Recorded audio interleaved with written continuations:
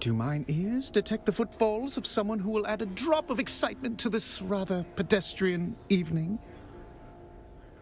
Austin's dead, but I only saw him recently. So full of life. Wait, is this a potential murder investigation? How charmingly macabre! Do you really think someone murdered poor Austin? Shh, don't spoil it. Yes, I simply must be involved. How might I facilitate your sleuthery? Now see here, I am only midway through today's debauch, and am of sound enough mind to answer the queries of both of you.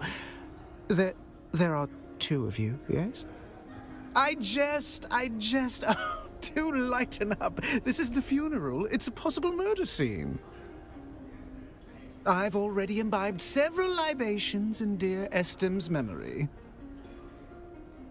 Yes, of course. Carry on. My occasional drinking companion has an education in engineering. If anything, he's even more of a man of leisure than I. He has an advisory position at the Imperial Planetologist's office, though I don't believe he's ever set foot in that office. He's here more often than even I. If you ask me, and you have, he curried the favor of someone powerful to receive such a cushy job. Well, his carnal pursuits are prodigious. He worked his way through nearly all of Arakeen's eligible ladies.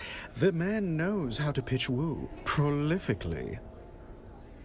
It's been a most unusual pleasure. Should you discover any more juicy details, I'll be here, keeping vigil for poor Austin.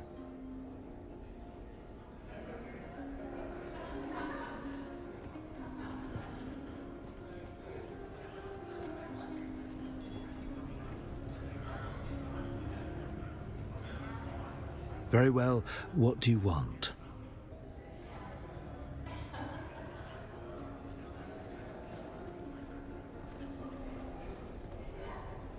Back so soon? Can't get enough of my charming company, eh? Looking for Austin Lath, hmm? Let me tell you about Corporal Lath. No relation, mind you. 5th Mesa Infantry, Dejamwadi, hell of a fight. We'd cut down half a cohort of Harkonnen dragoons and engineers, stalling the Bastion's build. One blink too long, and we were marked. Last fire from the Bastion's shadow, pinning us down, peeling men apart. But Corporal Lath, he moved through that ruin like it was his own grave. Blood on the stone, breath like ash. Got behind the nest, killed it quiet. A minor victory swallowed by the endless grind of war. Corporal Lath and 11 other troopers died that day. You want a hero's tale, that's it. But don't expect the Lath you're chasing to be like that. Different man. This one's just a ghost story for fools at the bar. I hope your Lath is alive. Mine surely isn't.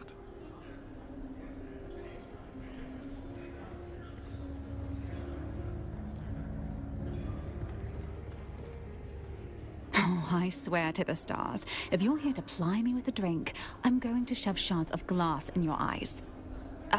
I'm sorry. Am I sorry? No, I'm not.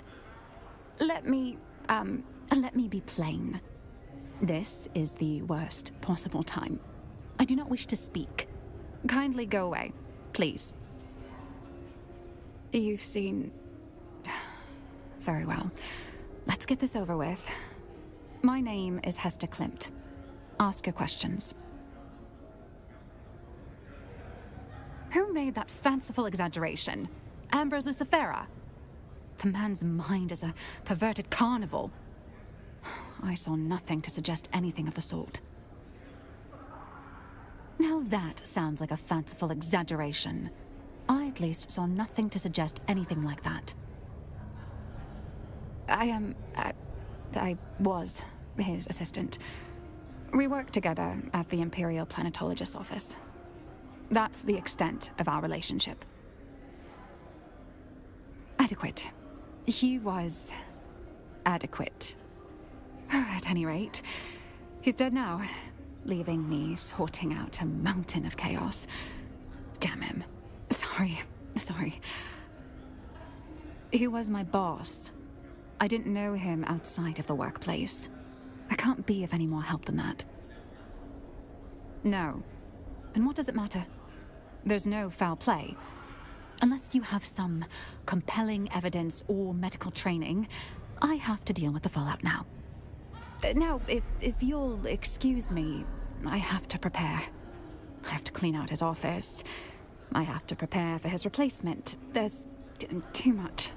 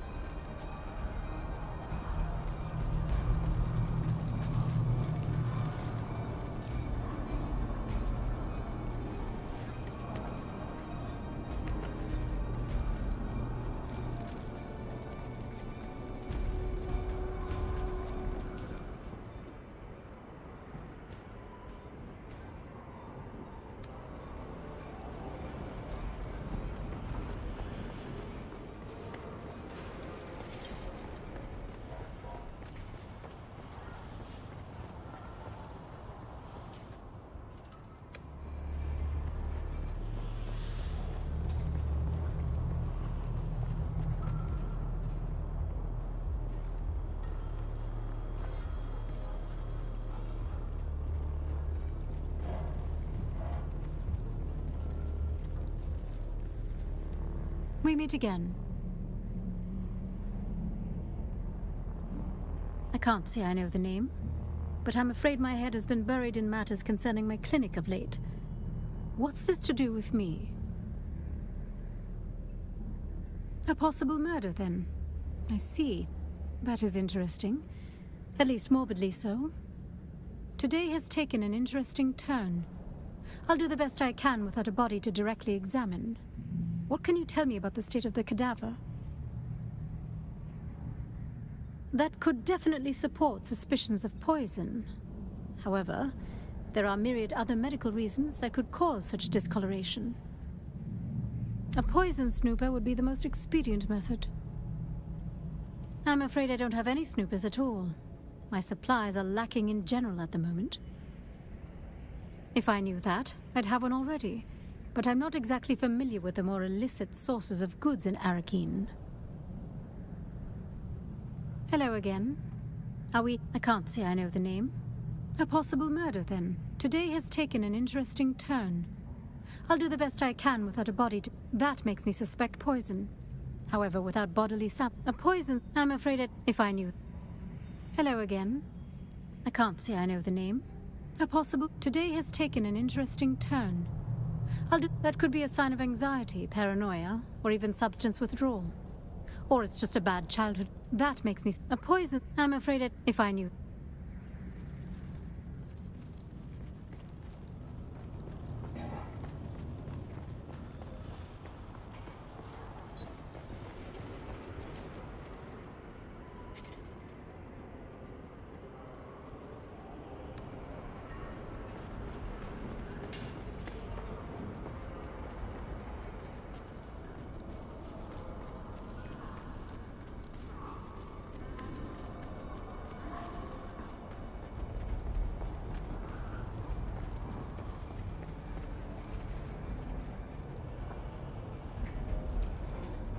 Oh, hey there, friend. Looking for anything special? Well, color me curious. You've got a specific purpose in your eyes. What are you looking for? Don't know the man directly, but his name comes up now and then among those of us who sell things on the sly.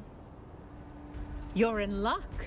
I just so happen to have a snooper. I could part with it for a proper pittance of Solari, or perhaps some alternative form of payment. Solari always spends. Much obliged.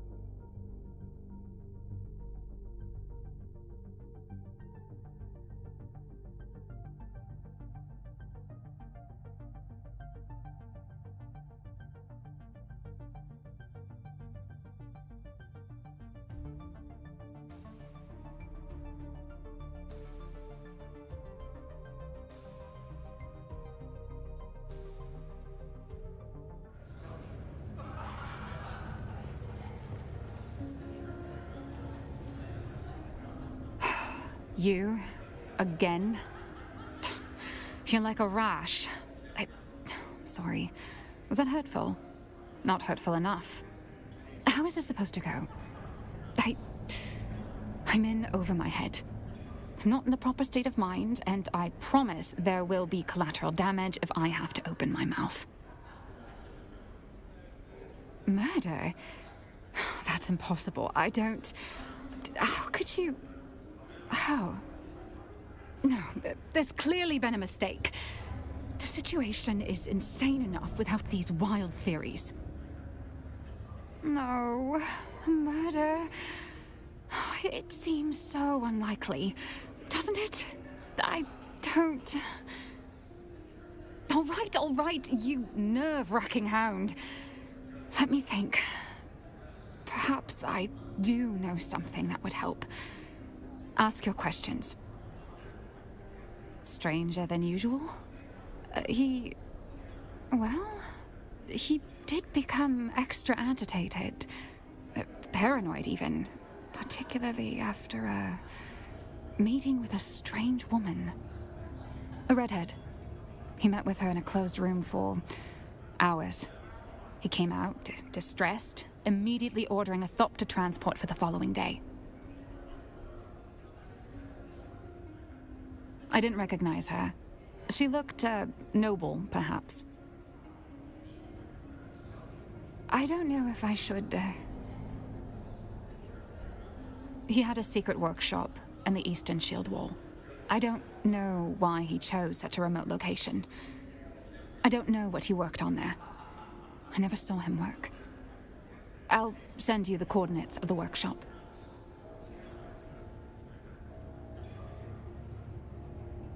I understand. Let's get this over with. Murder. I just can't believe... Well, the more I think about it, someone murdering Austin isn't so unbelievable. I don't know what to believe. Austin wasn't a conventional boss. He rarely came into the office. A dysfunctional workplace, to say the least. No guidance, little teaching, nothing. With the absence of Cyprian Io, I've been taught nothing. I've had to figure it out as I go, running the day-to-day affairs in the chaos. In essence, I'm the acting planetologist of Arrakis. It's ludicrous. I'm in over my head. Damn Austin. Or rest in peace. Or both. I'm losing my mind.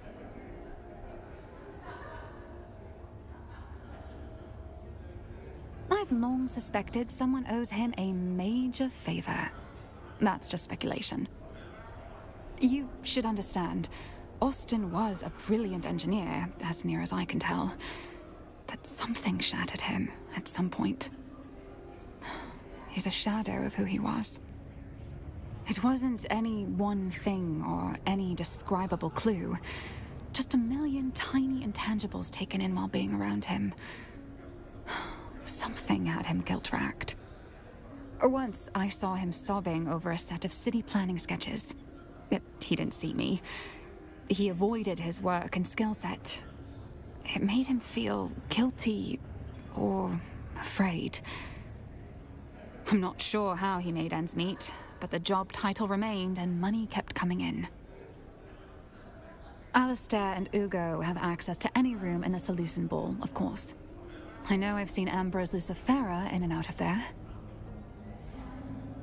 Isn't that the thing about murder?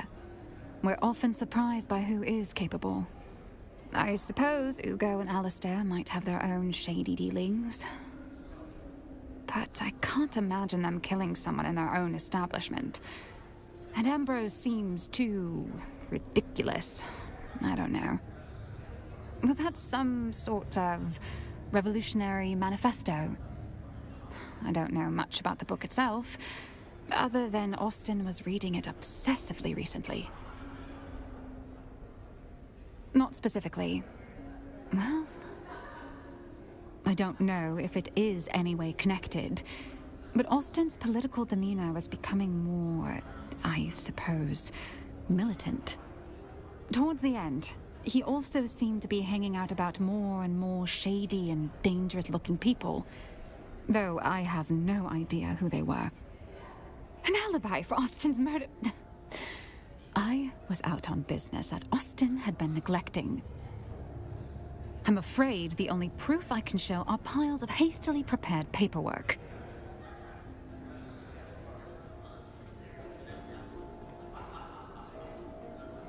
Back so soon? Can't get enough of my charm.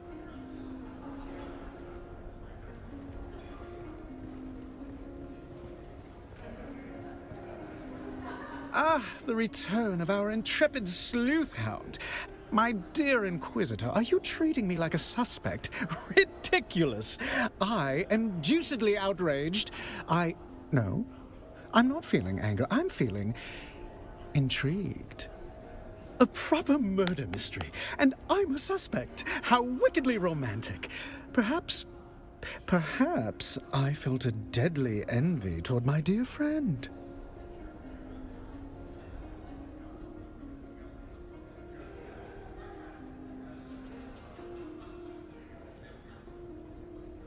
Nothing comes to mind. He was a sad sack of wine, whereas I am rather fabulous.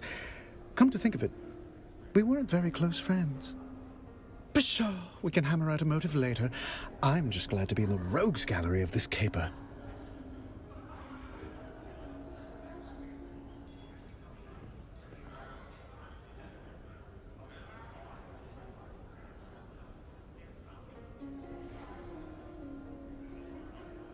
I can say this about poisoning Austin. It would be easy to do. The man had recently developed a bottomless appetite for spiced alcohol.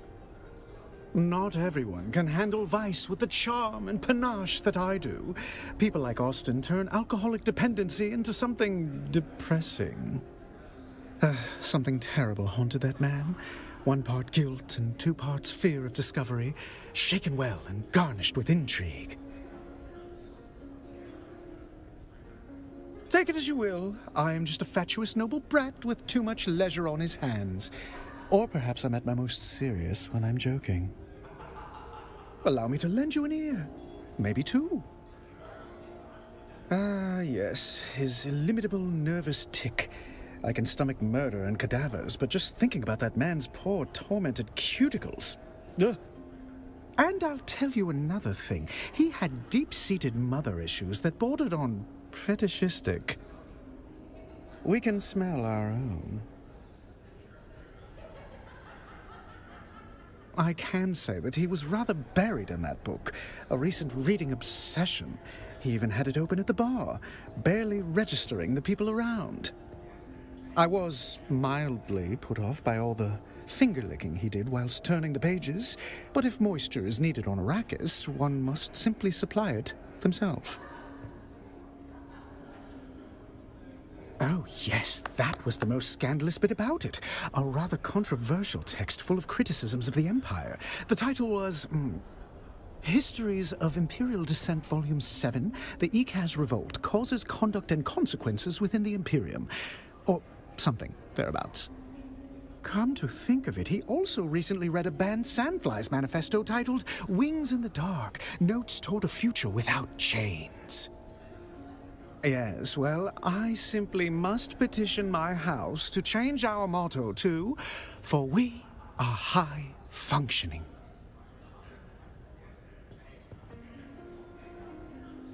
I'm afraid I missed out on that bit of gossip. A pity. I did see him reading a Sandflies manifesto recently. Only that they have an improbably high propensity for slapping me, men and women. Though to be fair to them, I deserved it. Or do you mean Austin's tremulous little apprentice cowering at the window? In that case, no. I shall count the minutes until the next disaster. Do I get to play the part of a potential suspect? Fun! Yes, I've been at this establishment for most of the day. Sounds sad now that I'm saying it. Anyway, the proprietor can vouch for me. Well, only the usual assortment of patrons. Nothing noteworthy, I'm afraid. It's been a most unusual pleasure. Should you discover any more juicy details, I'll be here, keeping vigil for poor Austin.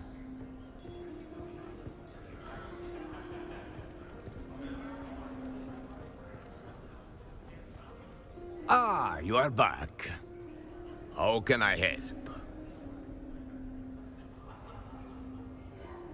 Names and colors, they come and go like a desert winds.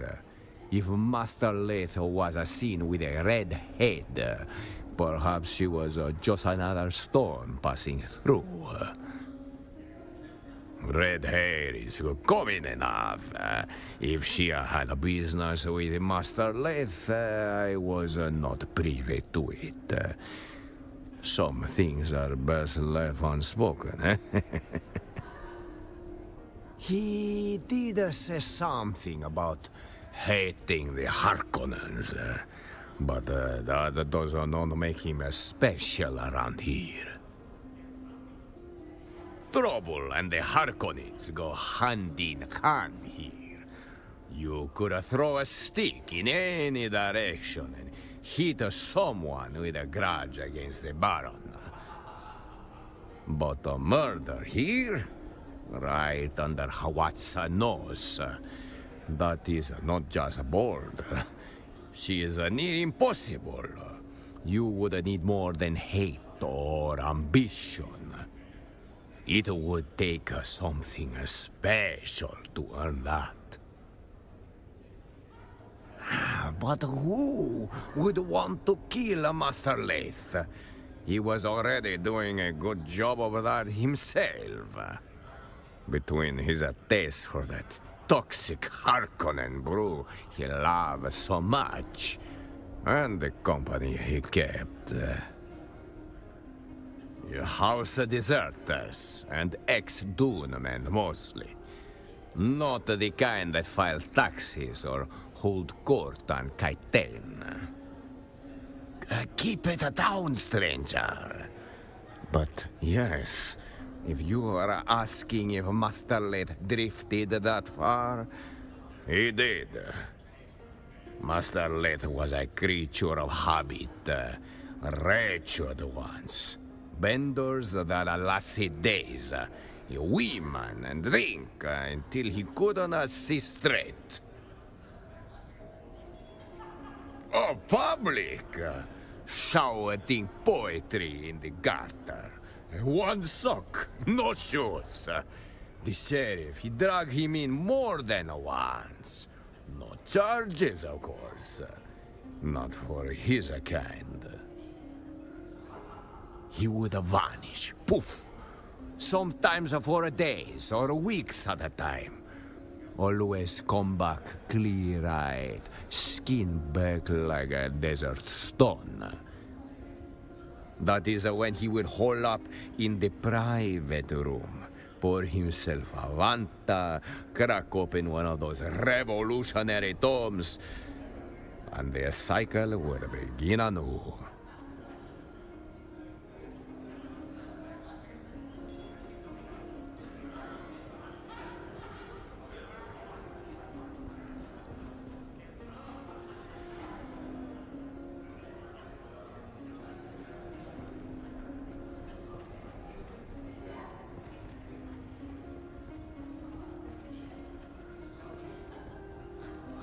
Back so soon?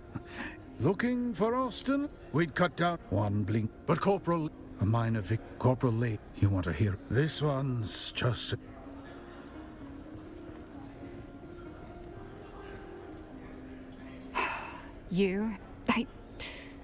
I'm in over my head. Not murder. No, no. All right. Stranger than usual. A redhead. He met with her in a closed room for hours. He came out. I didn't recognize her.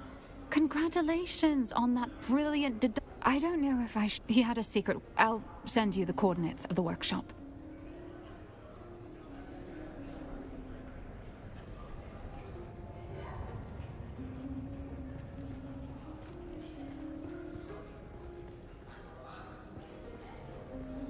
Welcome to the Matador Room. If you're here for shade, spirits, or secrets, you found the right bar.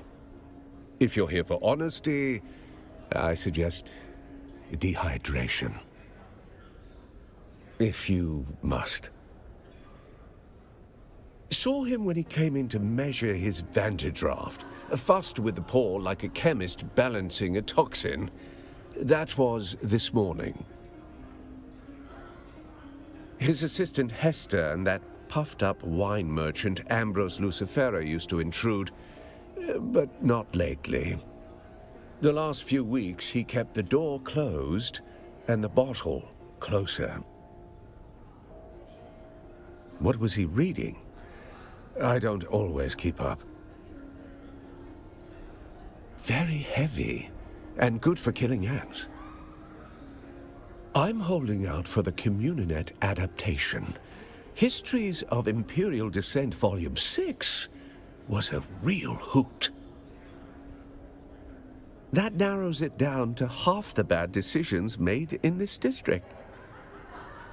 Sorry, I don't make a habit of cataloging Master Lathe's conquests. As far as I know, the only one who wanted the engineer dead is the engineer. You'll have to ask his assistant, Hester. He was a good customer, generous with his bar tab, which was paid like clockwork at the end of every month. That was my impression. The Solaris were always transmitted by wire from an account with an Arsent transit code. A garrison town in the eastern Haga Basin. Pray you never see the place. It's where the Sardaukar are encamped. I believe you are mistaken. Master Lathe is under the influence of something quite spiritual. Known side effects include coma, confession, and occasionally death. But let's be generous and assume the middle one. You're right, no games. Just a corpse in the Espada room, and a list of insults I had hoped to use before Vanderdraft finished what regret started. Murdered? No.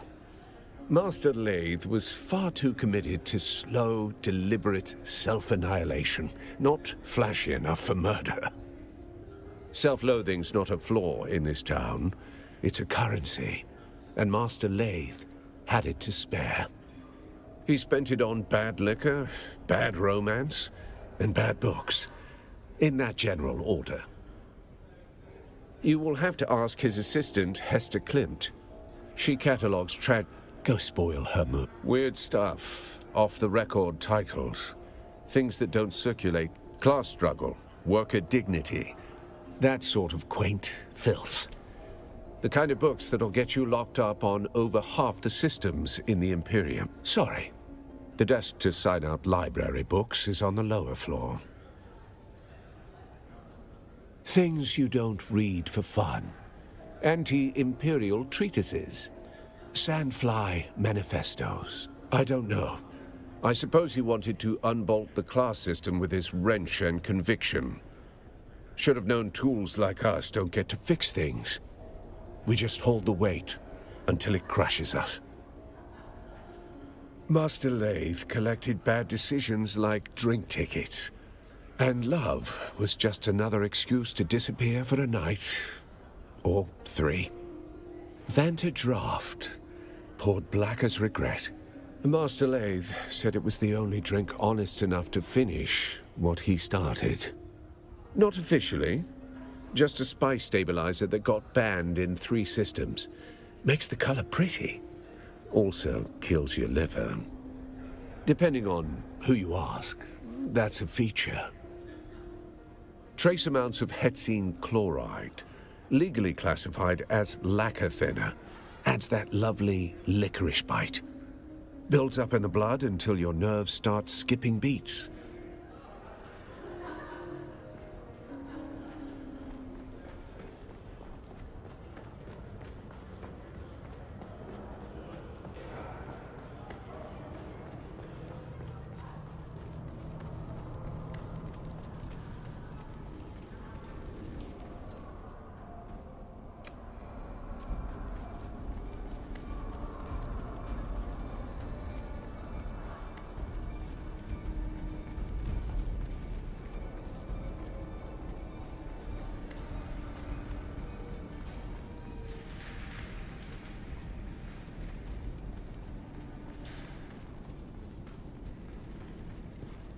Report.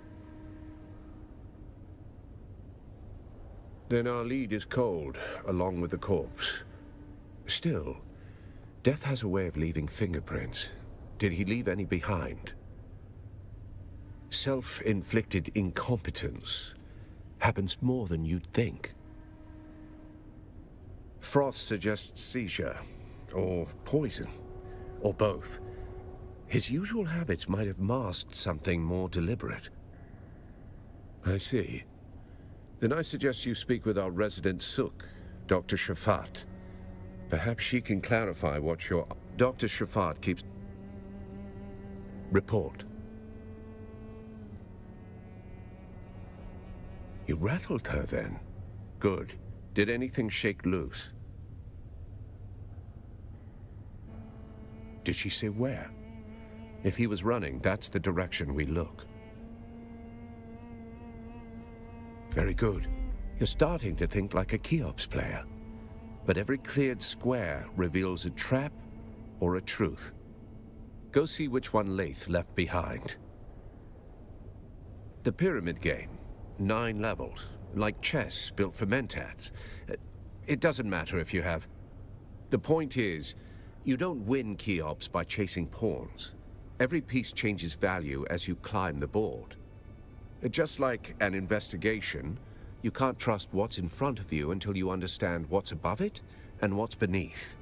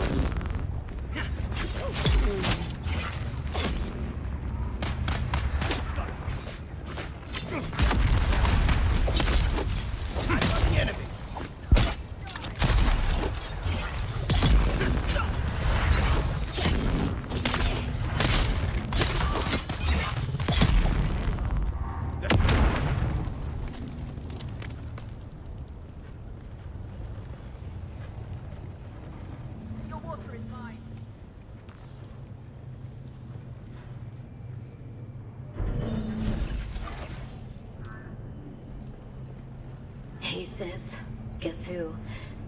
Just wanted to let you know I'm still alive. Listen, I stumbled into this group. The Sandflies. Sector weather alert. A large sandstorm is approaching. They gave me food, shelter, water even, for free. I felt guilty about it. So eventually I told them about how I was a slave on the run. These guys embraced me and said, "Welcome home." Can you believe that? Look, I know you're probably mad I ran away and left you behind, but I honestly didn't think I would last a week on the run. But now that I found the Sandflies, I think you should risk it too. My new friends tell me you'd be welcome. Miss you, sis. Repeal yourself.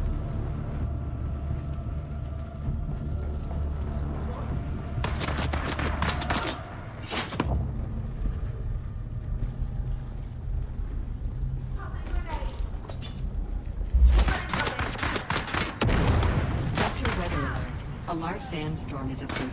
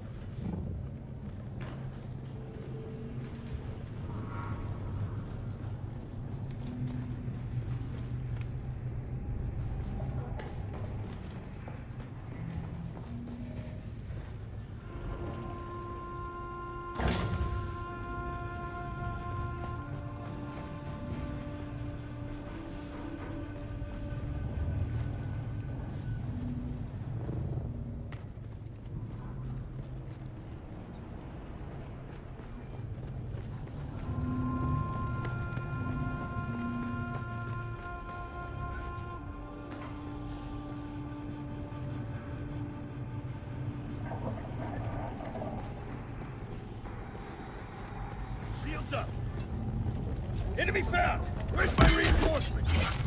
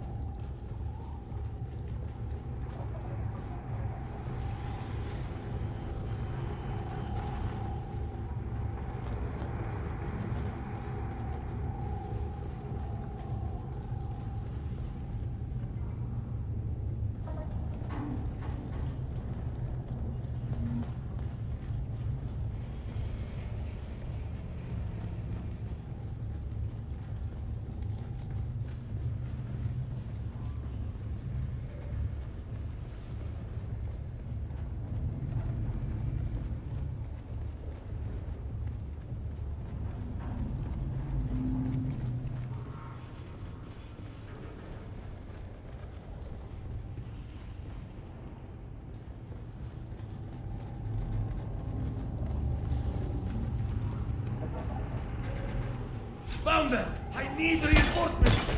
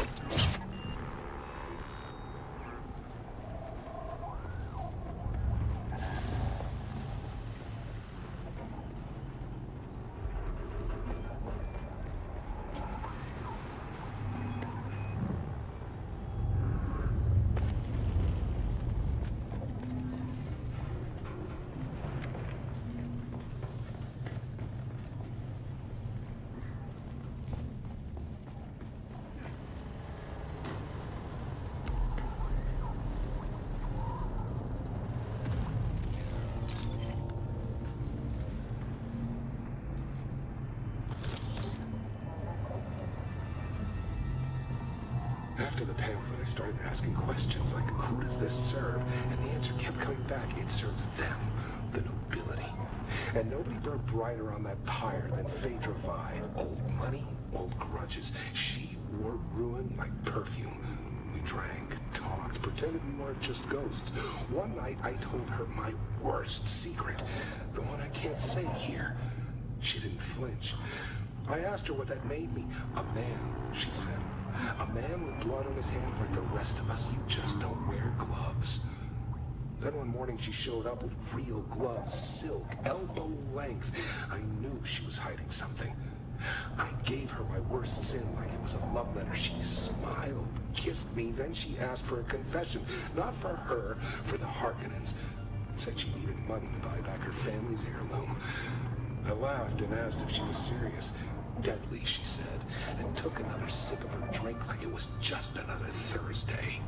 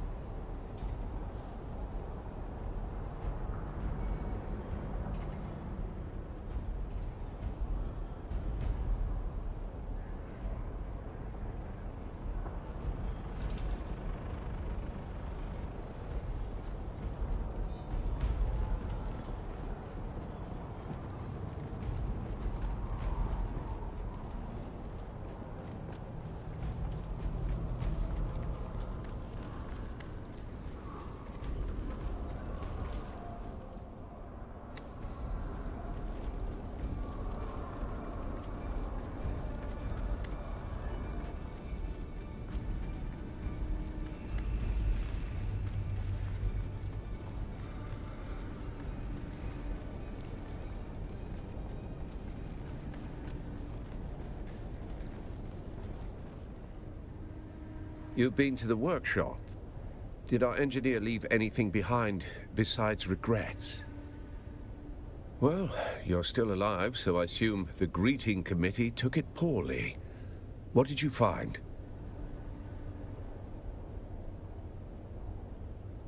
What kind of annotations? Margin notes. Maybe a move, maybe a distraction. In Keops, not everything on the board is meant to be played.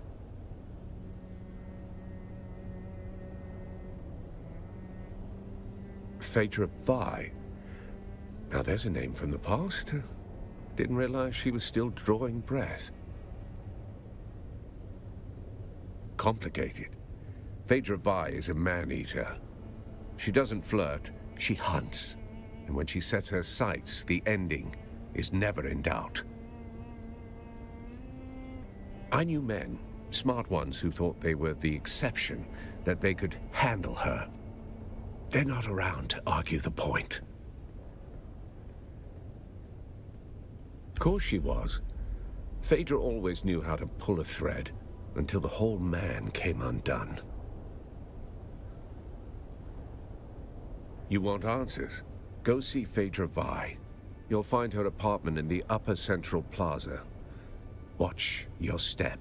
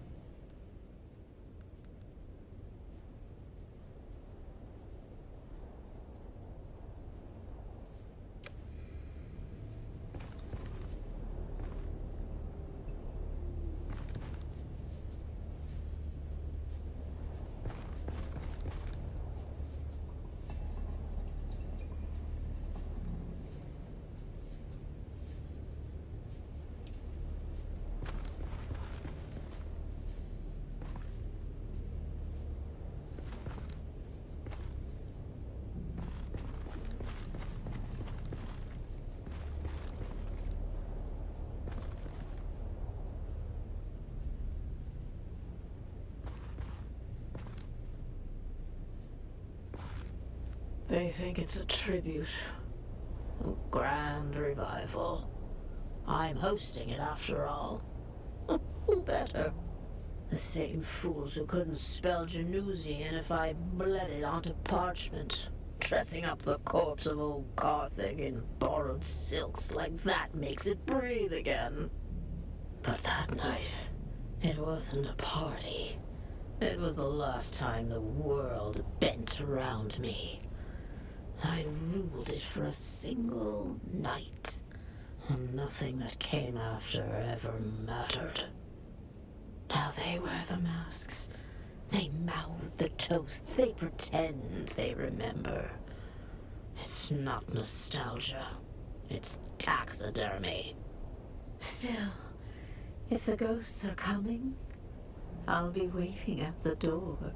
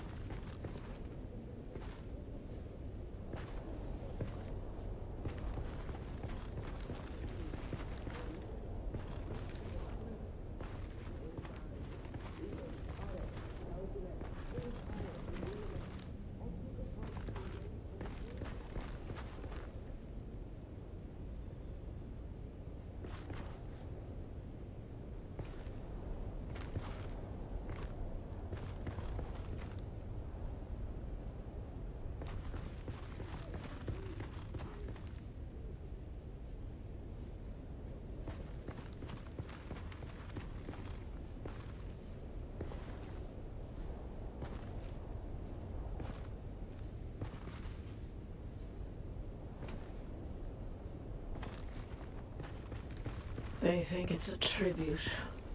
A grand revival. I'm hosting it after all. Who better? The same fools who couldn't spell Genusian if I bled it onto parchment. Dressing up the corpse of old Carthage in borrowed silks like that makes it breathe again. But that night, it wasn't a party. It was the last time the world bent around me.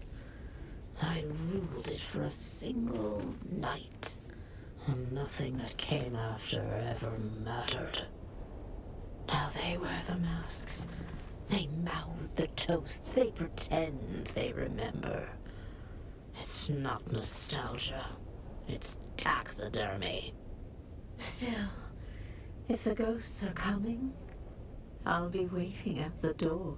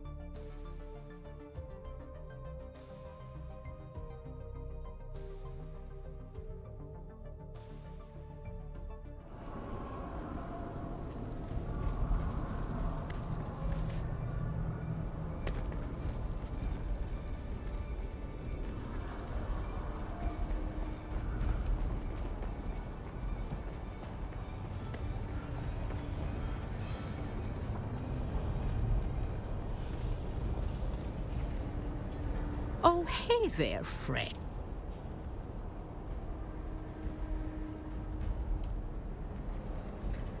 Hello again.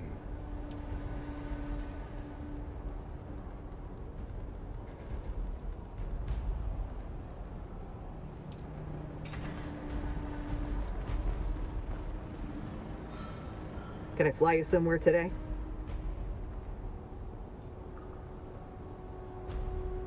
All right, suit yourself.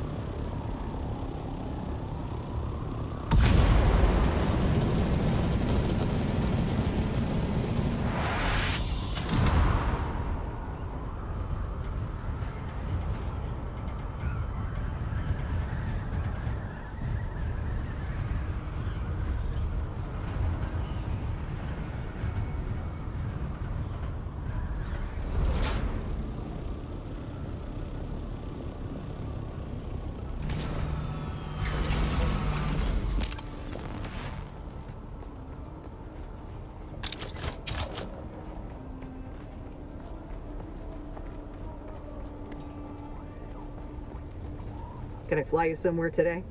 Music to my ear. The basin is a pretty big. Let's try to avoid.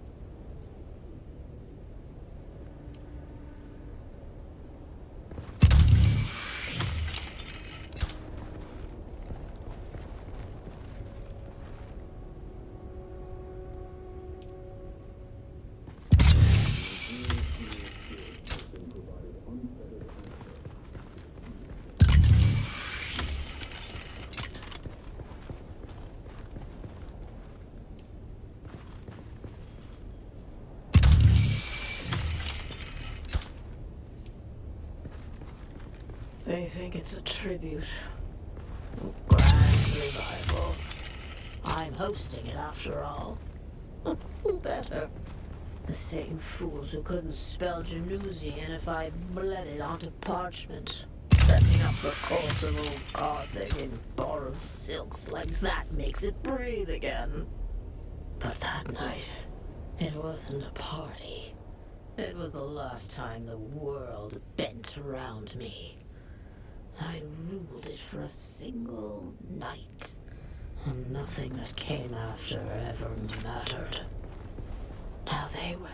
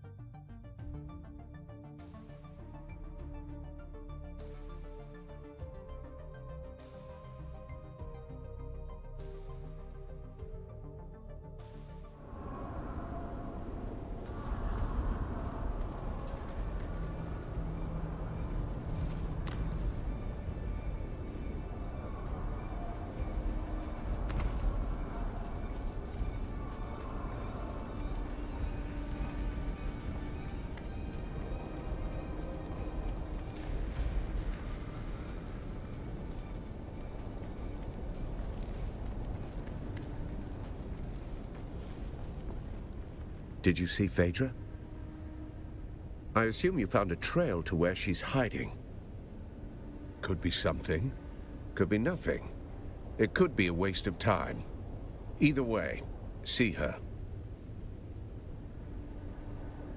Yes, the missing piece of the puzzle. I'll be sure to include it in her obituary.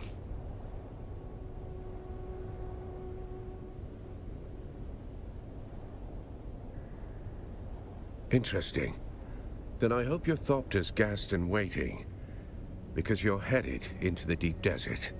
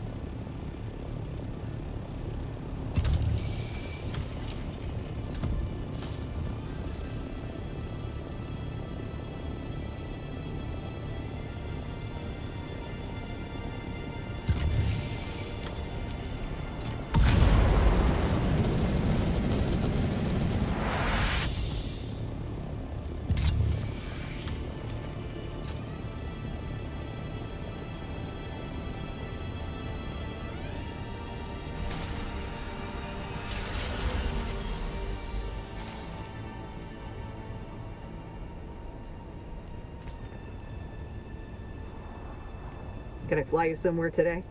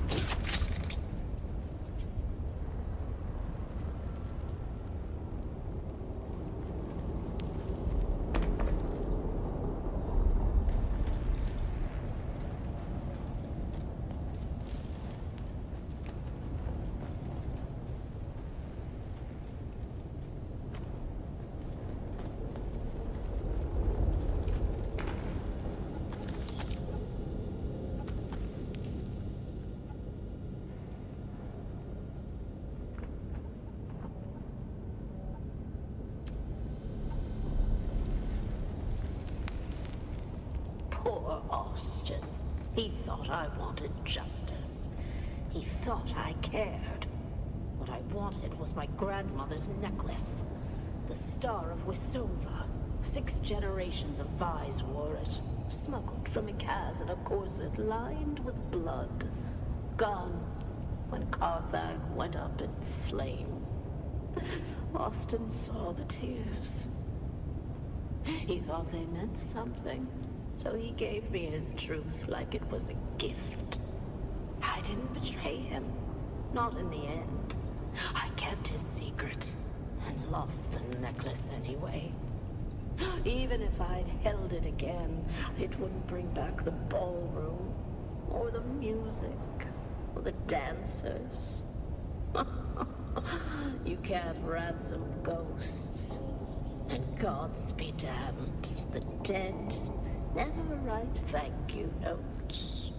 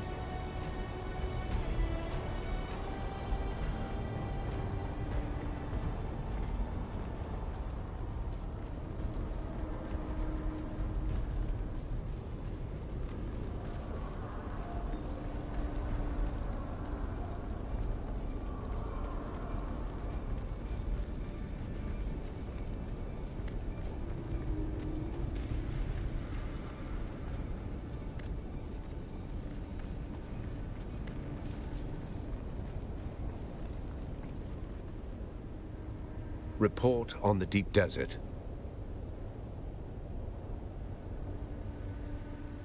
Murder's noise. Cargo is signal. What kind of high value? Let me see it. Huh. Yes, I recognize some of these names. Tell me what you see.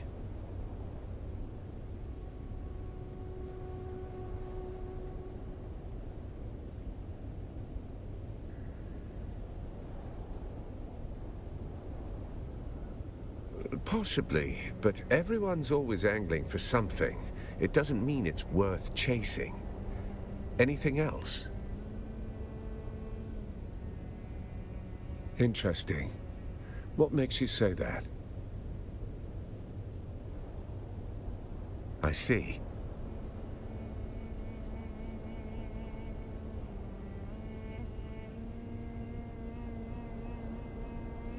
You met with her?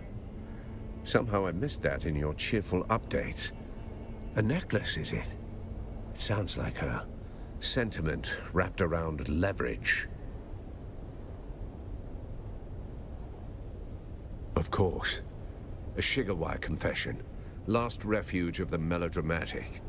Easier to confess to a machine than face a reckoning, I suppose. Anything else? If it were obvious, you wouldn't be asking. The answer's buried. Figuratively and literally. Coincidentally, I have a seat at a banquet with Phaedra Vi, and several others listed on that manifest. I'll gather what I can there. You go back to Phaedra's apartment. That note might be our next key.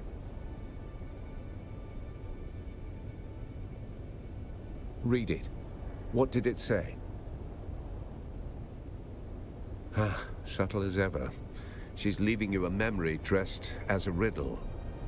What do you need help with?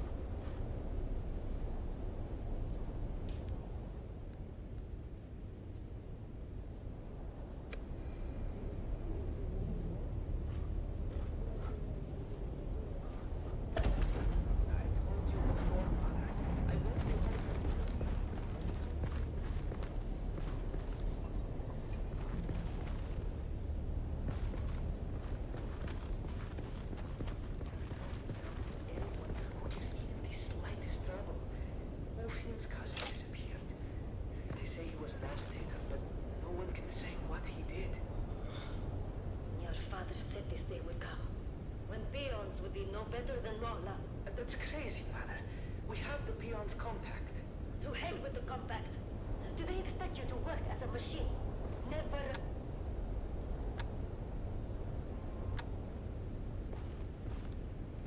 I've been trying to say this for weeks. Carthag, you want the truth? I was hired to fix a problem, quietly. A man, high voice, long shadow, wanted something buried. No noise, no survivors.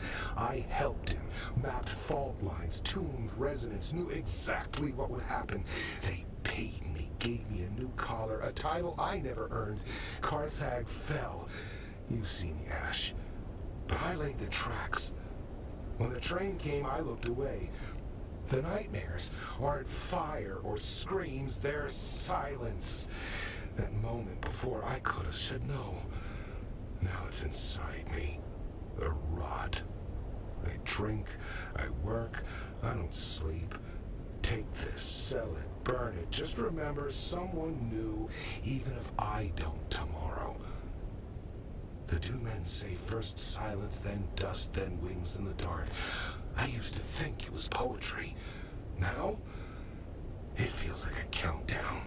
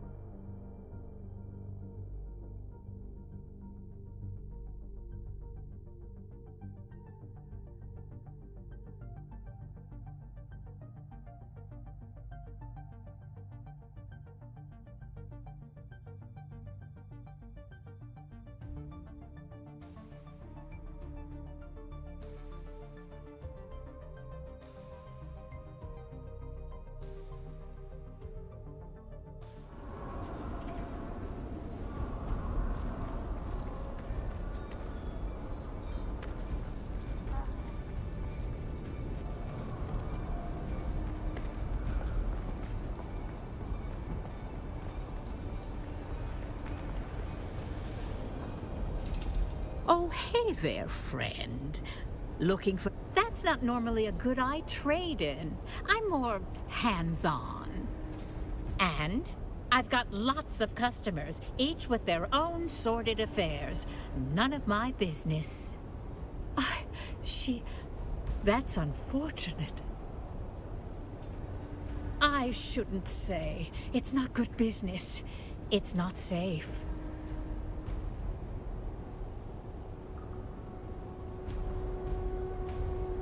No. All right, all right.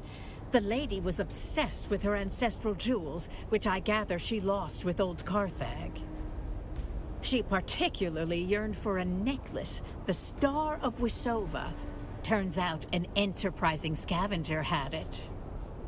So Phaedra hatched some kind of scheme to get up the money to reacquire the necklace. I knew she was scheming up something to put together the scratch she'd need to get that necklace she obsessed over. Damn, I've got an answer, but you aren't going to like it. Phaedra was part of a little cabal who collectively had a stash of treasure they took out of old Carthag before it blew. Last to live takes the pot. Phaedra was making desperate trades to get the funds to retrieve her ancestral necklace. Well, anything could happen in that nest of covetous snakes.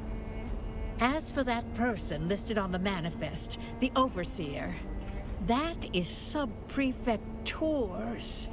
He's overseeing that group. Not the sort of thing you spill over afternoon tea, is it?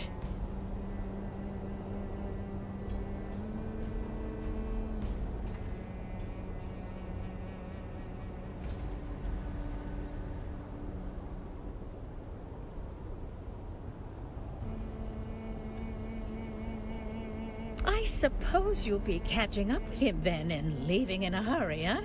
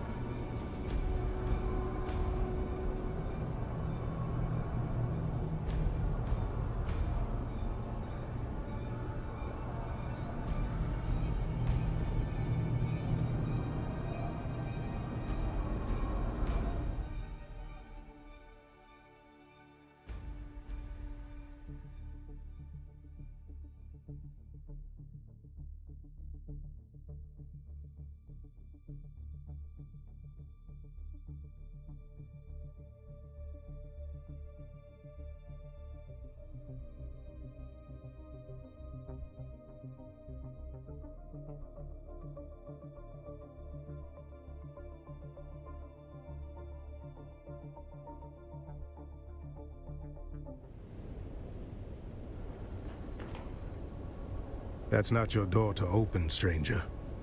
Push it, and you'll find I'm harder to move than most. And by order of the Emperor, I'm telling you to slow your gallop. There's nothing for you inside. I am the Sheriff of Arakeen, and the only uniform I wear is this sword and belt. Of course, you're welcome to test whether I'm dressed for the job or not. I found my reputation and steel tend to speak louder than epaulets.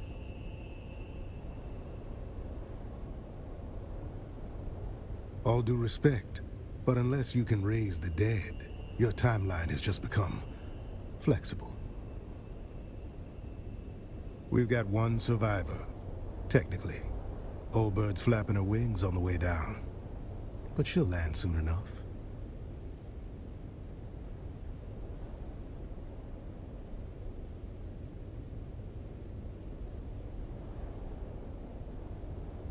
Tours at a party. Well, there goes the mood.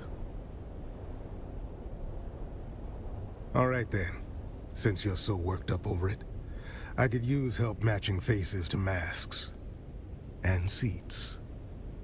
And if you already know some of these silk-wrapped corpses, all the better.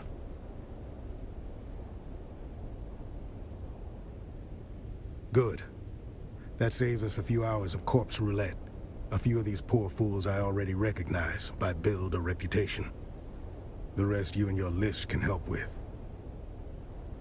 It's my job to know who's whispering in the shadows. This crew kept to themselves.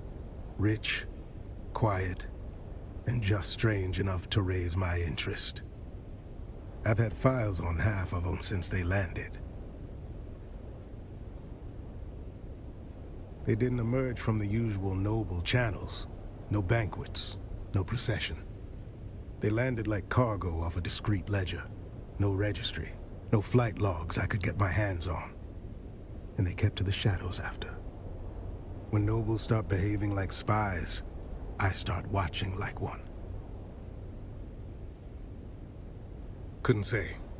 They didn't give away much. But they got here right around the time Carthage stopped showing up on maps. You know how it is. Every time a city dies screaming, a few well-dressed ghosts crawl out with new names and no return address. I'm not saying they're cursed. I'm just saying I like to know where they sleep. Call it civic planning. These little gatherings weren't new. Masquerades are not. Same crowd, same vices. Wine, secrets, and shouting matches dressed up as witty banter. Masks just gave them an excuse to say the quiet parts out loud.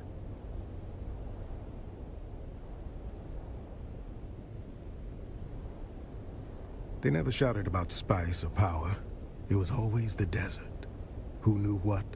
Who had the map? Who owed something? Sounded more like a treasure hunt than a banquet. All I know is they were tight-lipped going out, and even tighter coming back. Anyhow, enough jawing. Let me get a look at that guest list. I'll match it with my data and cut through some guesswork. Appreciate it. Now I'll play scribe. You go play confessor. The old bird is waiting. Call her Countess if you like. I call her the last shriveled thorn on a dead branch. Sharp tongue, sharper memory. Don't be fooled by the frailty. She can still draw blood with a whisper. The butler saw things. Doesn't rattle easy. You do well to speak with him before the details slip through the cracks. See what the butler and the old hawk have to say. After that, come find me. I'll be the one holding this city together.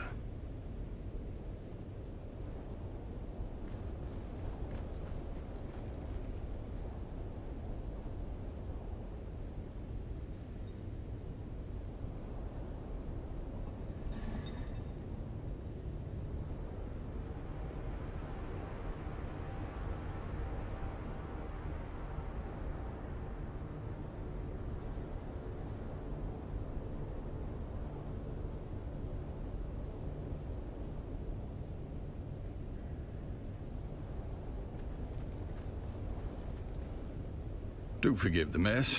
They died as they lived, loudly and with abysmal table manners. Butler to the late lordlings of this doomed affair. My talents include wine pairing, corpse counting, and feigning deference. It began as a toast, ended as a cautionary tale. You may pick whichever part offends you the least. It's simple. Wine was poured, conversation flowed. Then, so did the convulsions. You will forgive my impertinence for pointing out there is a noble here who still draws breath, and her breaths are more important than my breaths. It would behoove you to speak with her while you can. I shall remain here, utterly loyal and inconsequential.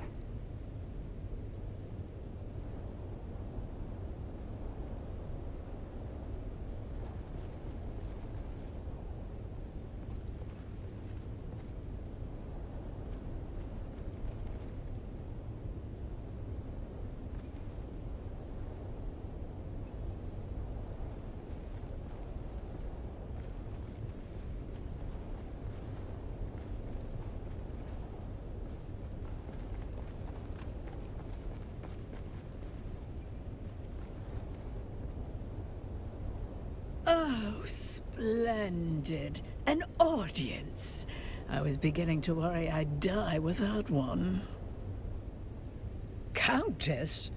Did you just address me as Countess?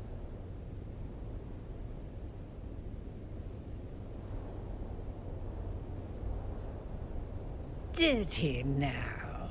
How sweet. That sun-scalded half-breed always did mean well, even if he has the conversational grace of a bricked-up cellar.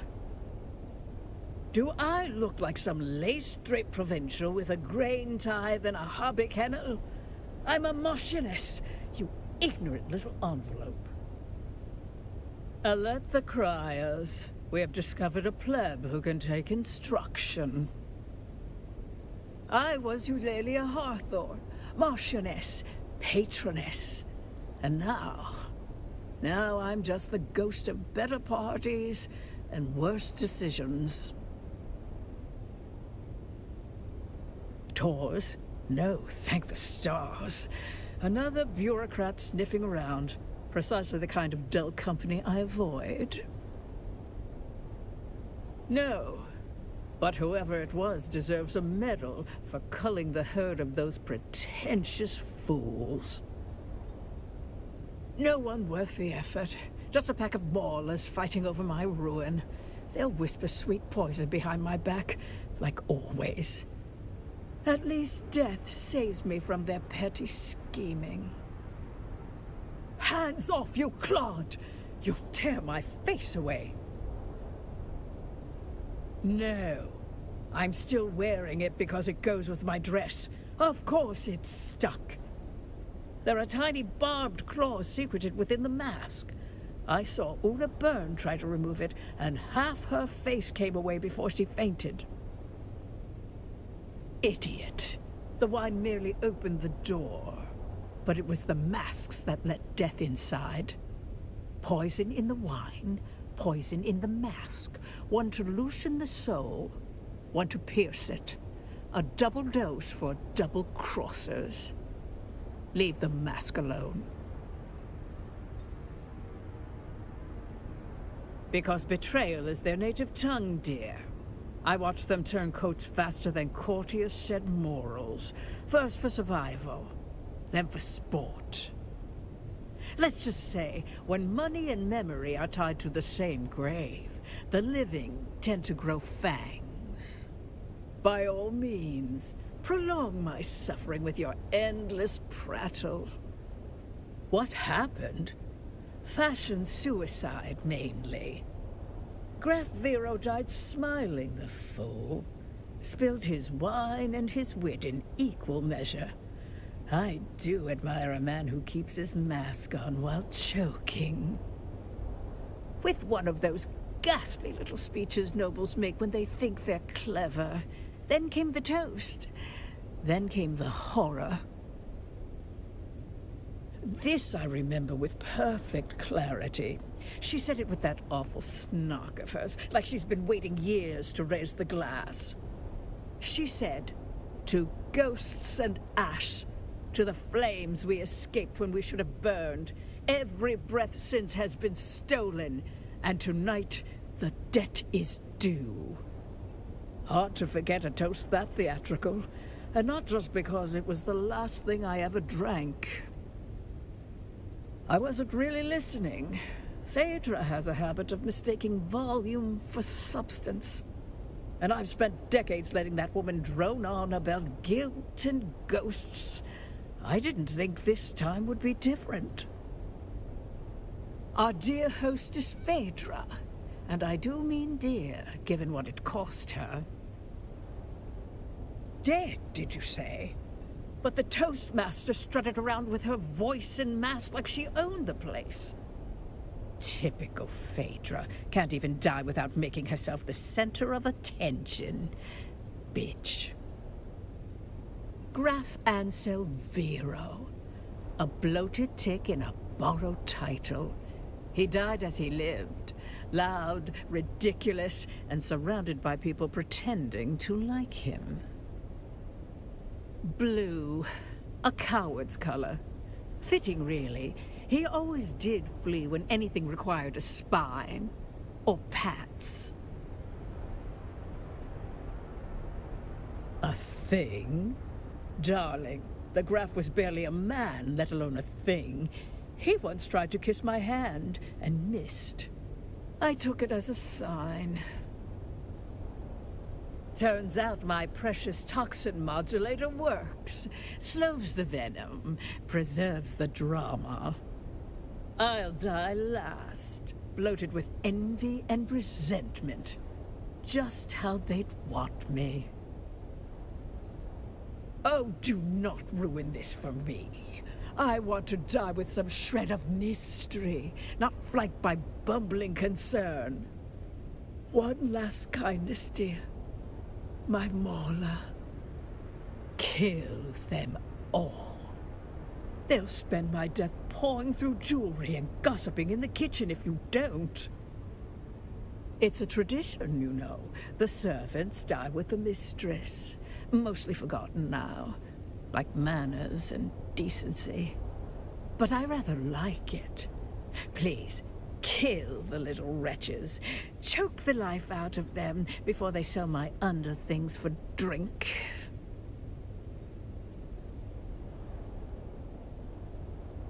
Yes, cite your edicts while they rob me blind. Perhaps you'll get a commendation for your inaction.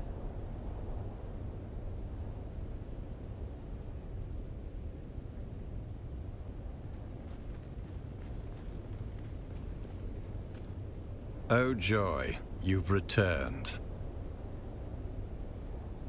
Nothing in this vast universe would please me more than to answer your questions. While I was in the room diligently pouring wine just prior, I'm afraid I was away during the actual toast. I was checking on the status of the soon-to-be-served meal. You do understand my station, don't you? I was present for work, not leisure. Nothing in this vast universe would please me more than to answer your questions. Pains me to point out the obvious to one of such cunning, but I was too busy performing my duties to note the ingress and egress of each guest. I was instructed to set the table and pour the wine for that amount of guests, and I did so. I did not, however, perform any sort of head count. Nothing in this vast universe. I'm afraid I do not know of whom you speak. I certainly was not instructed to care about whom that name belongs to. Ah, just when the silence was beginning to heal. Where do they come from? Same place as the lies they're meant to hide. Born in the rotting vanity of those too cowardly to show their true selves. Masks are just another way to pretend nobility isn't a disease. No, I don't. Forgive me. My training prioritized service over tracing the costume habits of people born allergic to labor. Ah, just when the silence was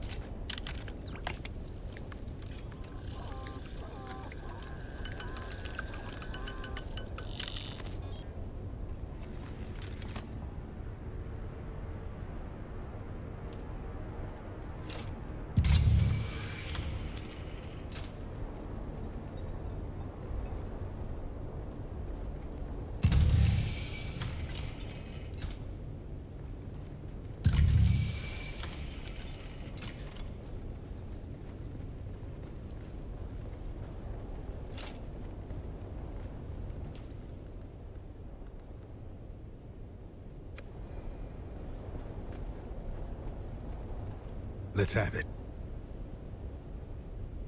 Spit it out. I make it my business to know which flavor of aristocrat is stinking up my city. Most of them never set foot outside their compounds, but I keep a ledger. Names, habits, whispered threats. Helps to know who drinks what when they start dropping dead. Spit it out. It's more his beef with me, or my kind more specifically. Tor's his old blood. Thinks blue veins and powdered wigs entitle him to obedience. I'm town Fremen, born and scarred. He sees that as an affront, calls me that Fremen thug. I call him what he is, a dried-out bigot in brocade. We make it work. Spit it out.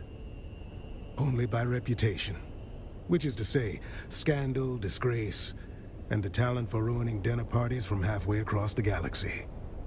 Heard she once tried to sue an entire planet for being vulgar. That about paints the picture. Spit it out.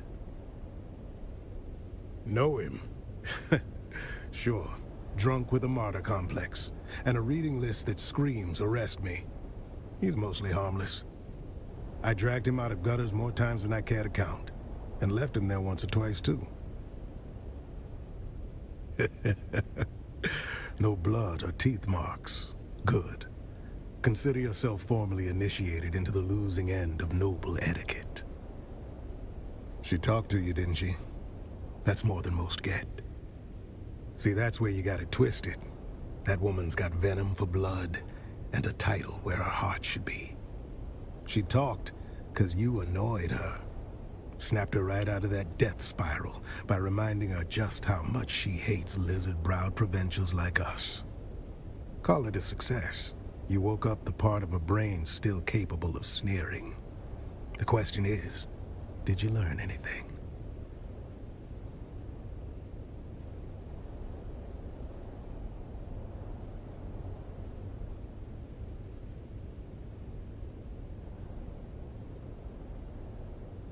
Well then, guess it was a party after all.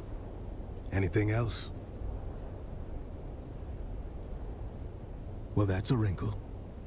Did the old bird say what color mask he was wearing? Back where I'm from, yellow marks a coward.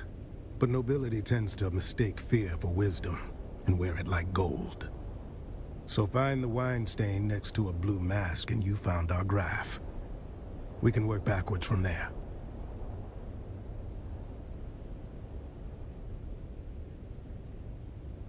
Of course he did. Might want to run that scanner of yours. Find out where the wine hit the floor. Then we'll have our starting point. Bold choice bringing a discount snooper to a high-born massacre. Still, point it at the mess. Might surprise us both. Sort out where the graph ended up. Then we'll talk.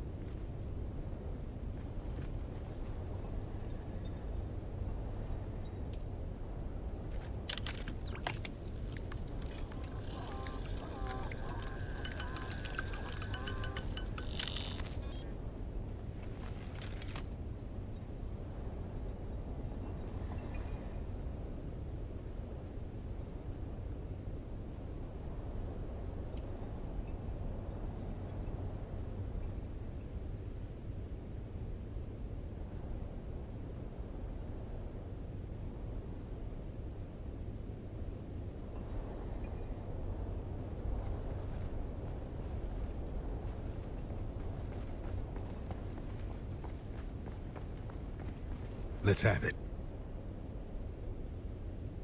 Let's hear it.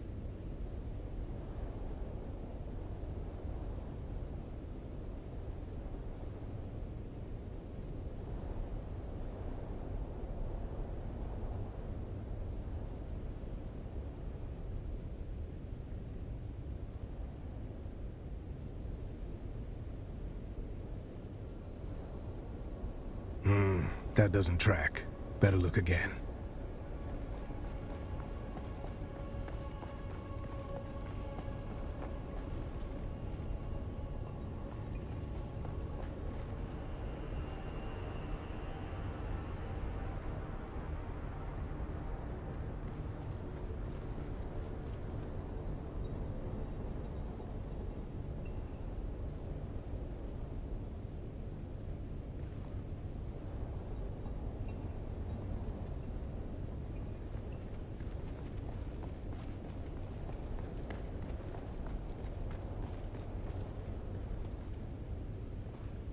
Let's have it. Let's hear it.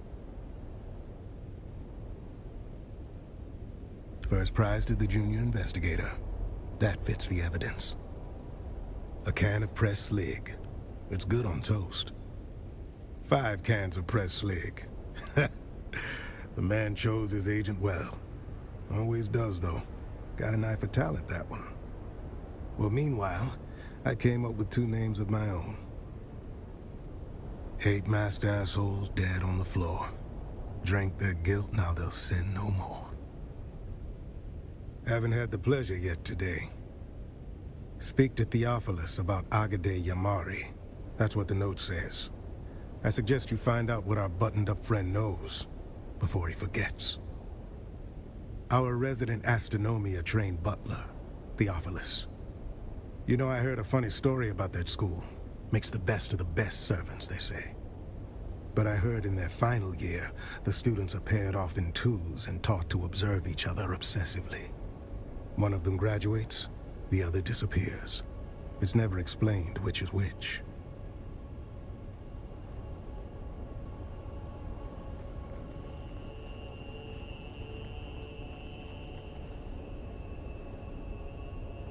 Oh joy, you've returned.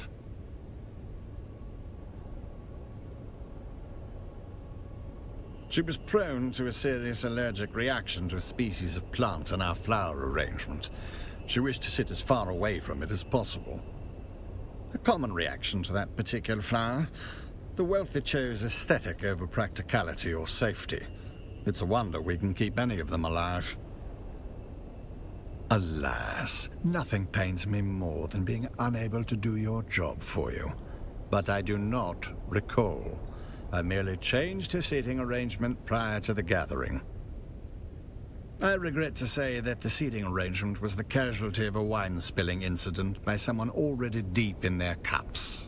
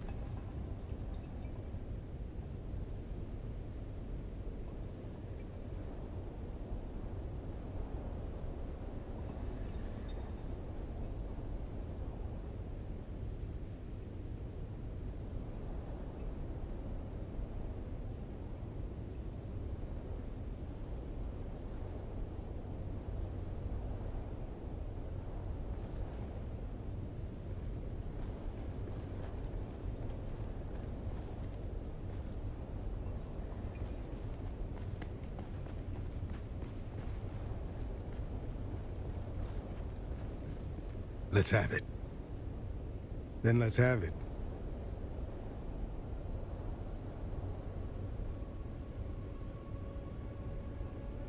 I'd say it's more of a Zaffre violet, but that seems to align with my conclusions. Good work. I figured out one more. That snooper thing of yours chirped like it knows something? Well done, friend. While you were nosing around, I confirmed that the caskets themselves were not poisoned. Meaning? That's exactly correct. Someone doctored the vino after it was delivered. Always nice when the killer's polite enough to attend their own massacre. Turns out the wine was arranged by a man named Ambrose Lucifera. Fancy name for a glorified errand boy. I had him dragged in. Now's the time to go poke holes in his story.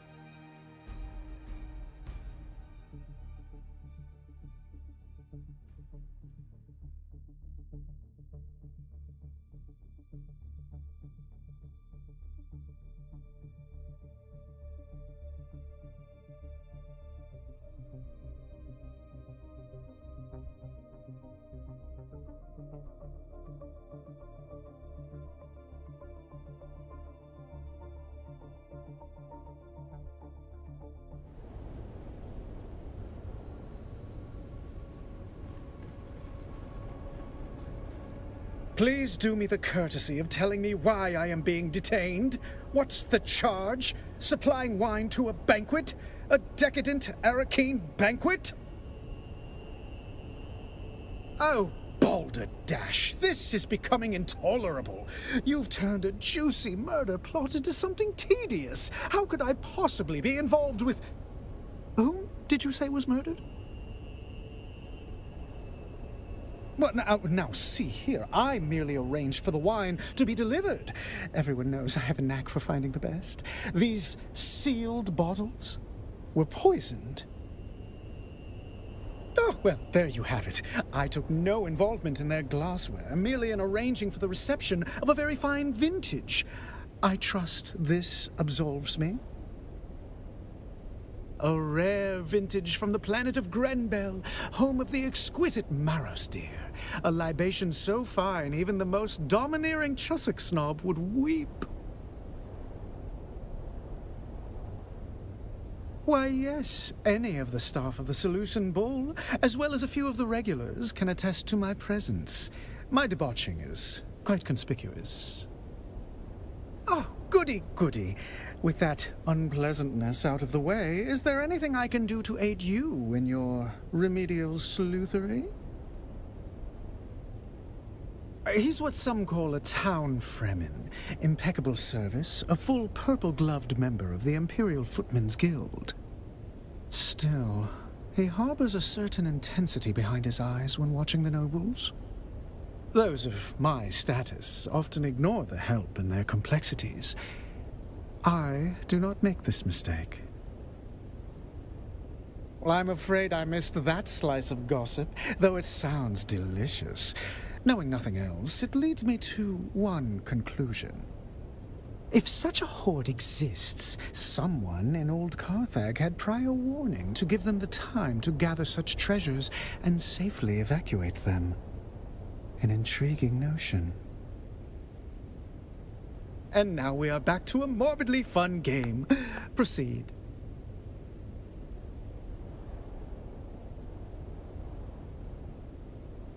At that banquet? Afraid I don't know. It could be... No, he's convalescing from an undiscovered venereal disease on Chussock. Real trailblazer, that one. Before you go, I did pass on a note to one of the guests. You'd have to ask Theopolis about the recipient. Roella Ramsby. She inquired about a particular vintage of wine, feigning expertise, but that woman wouldn't know Amontillado from sherry.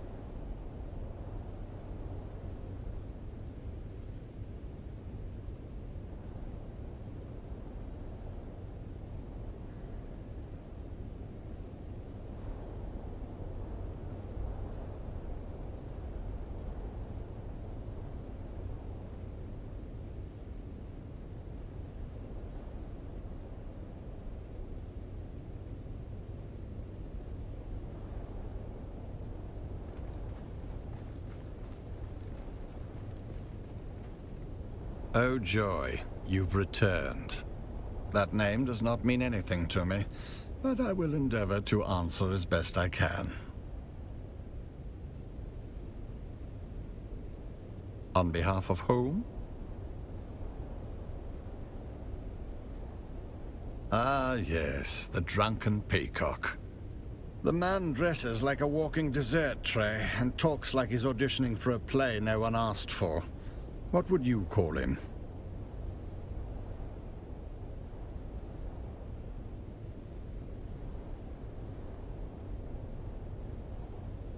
Now that you mention it, I did.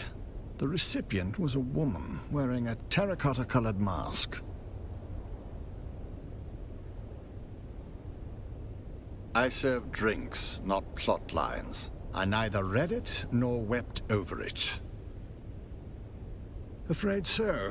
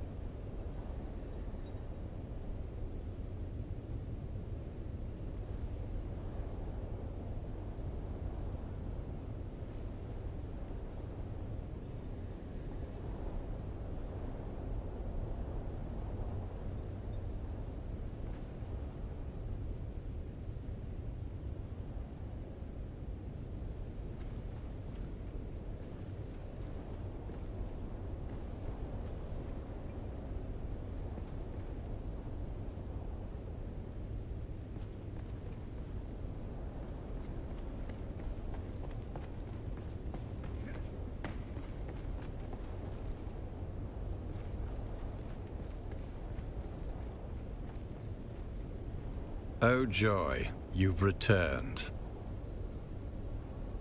Congratulations.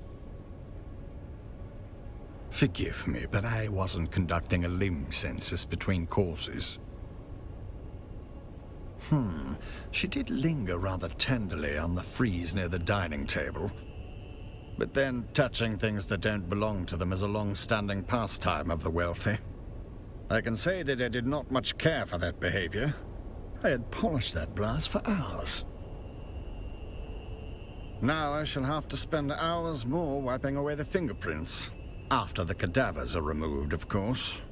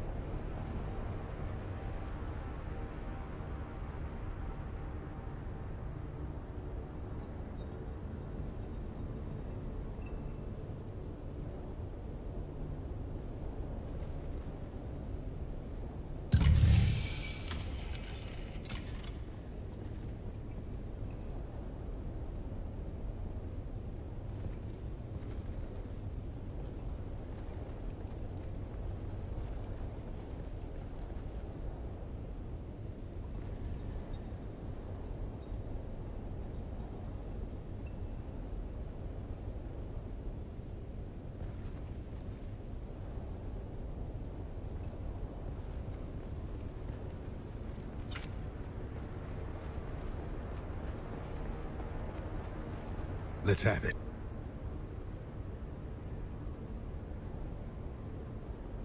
Very good. Was he still crying? Don't keep me in suspense now.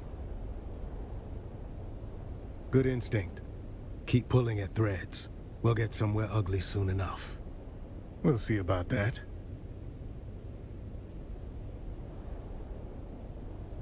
No. That doesn't square with the facts. Let's have it. We'll see about that. No. That doesn't square with the facts.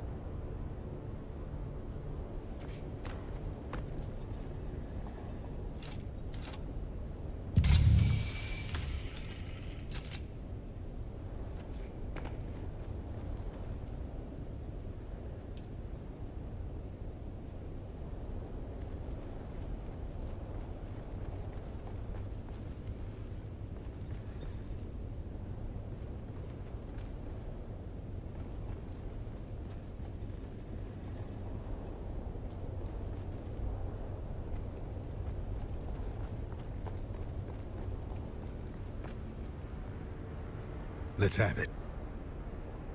Very good. Was he... Don't keep me in... Good instinct. We'll see about that.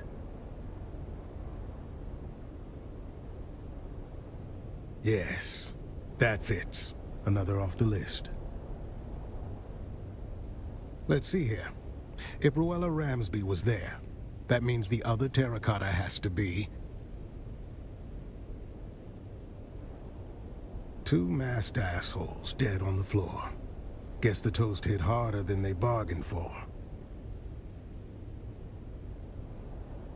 Calm yourself. We'll get there soon enough. Gotta build suspense.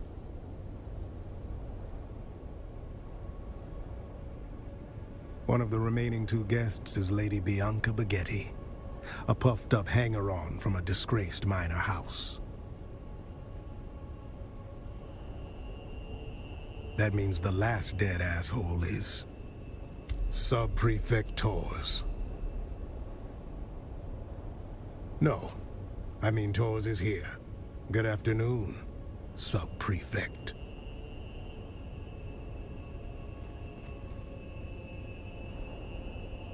There you are. Report.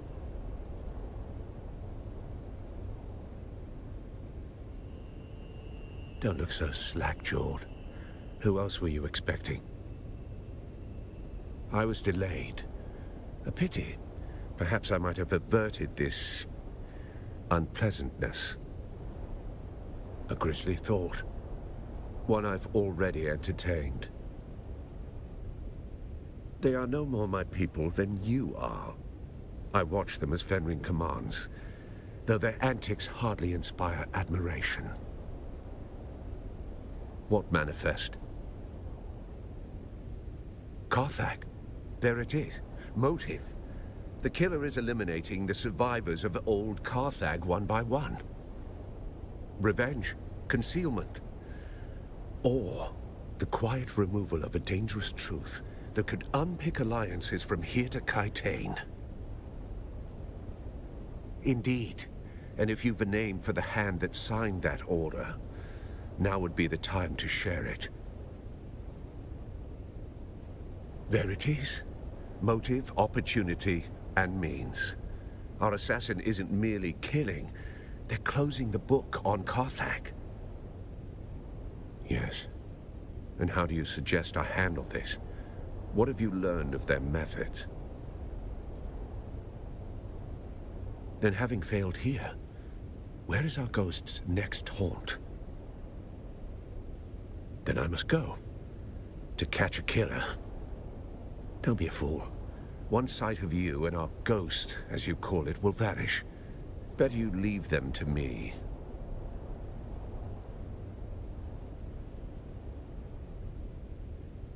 Yes, well, I never much cared for Cheops.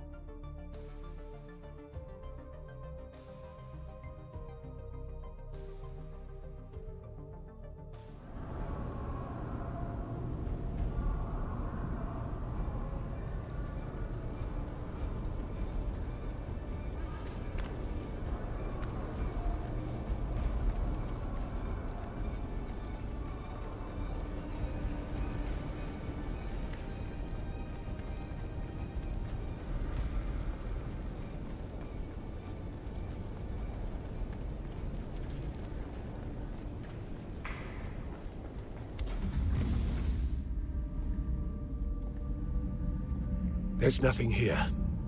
The killer saw us coming. Now the trail is cold, and we're going to have to report our failure to Count Fenring.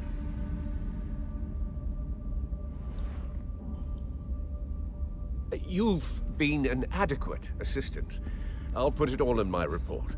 You can leave now and report back to whoever it is you report to.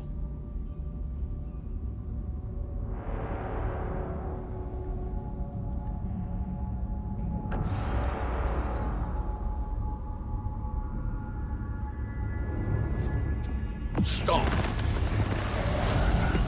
In spite of everything, the Master still wants you alive.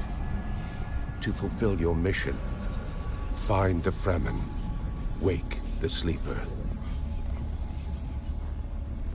I still recognize you. Even with this face, even with this flesh. You move like you always did. Smile like you always did.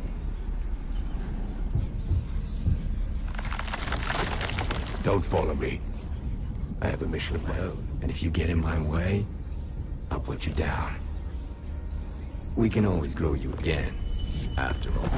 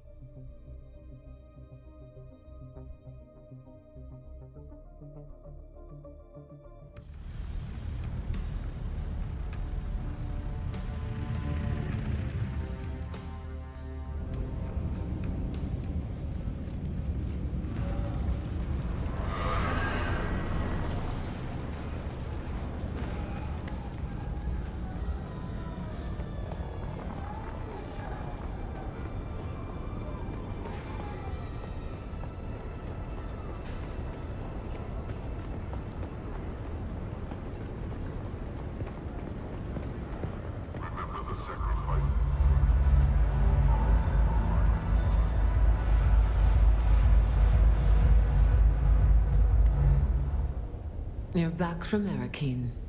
Rumor is that it was a bloodbath. Report. No. Without other orders, you report to me. Tell me what happened in Arakeen. A face dancer? I've heard of them, Kitten, but never expected to have to deal with one. What did it want?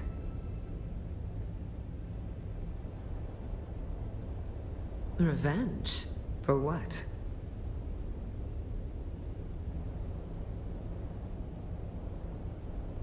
Perhaps, Kitten.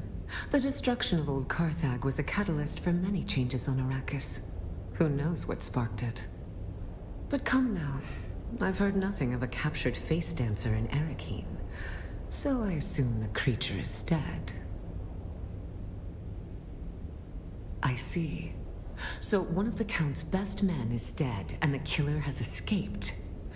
I like you, Kitten, but this is a failure. The Count will not be pleased. I will pull my network and try to find out where this creature went. I will confer with our employer and contact you when I have more information. Finally. I've been trying to find a moment to contact you, but Mother is relentless. Luckily, she's distracted by a social event, so I can get out of the palace for a few hours. Can you meet me at the Seleucid Bowl in Arakeen? Same table as last time.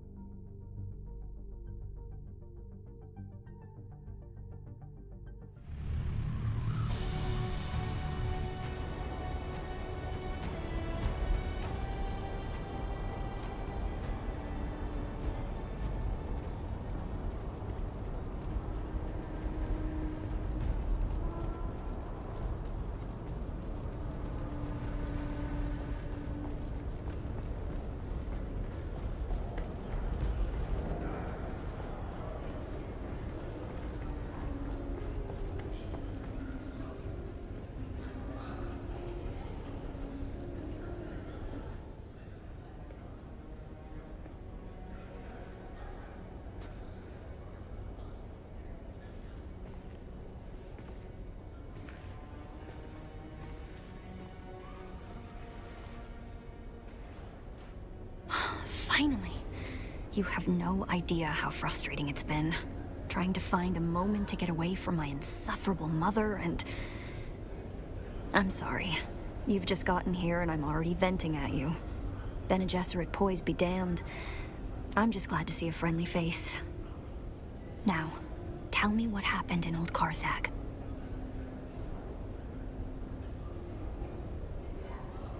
Shh. I should have warned you. Father has tightened up security since our mutual friend was spotted here last. Don't mention him. Don't say his name. Either of them. Thufir Hawat has eyes and ears everywhere. Almost certainly. Thufir Hawat even has men who can read lips in case of a cone of silence. But don't worry. Thufir has certainly judged you to not be a threat. Else you wouldn't be talking to me at all. Now, tell me about Old Carthag. What did you find there? The Bene Tleilax? But what could they possibly want here? And why this obsession with finding the Fremen? And that recording we decoded, the sleeper. Why would the Bene Tleilax send you after him?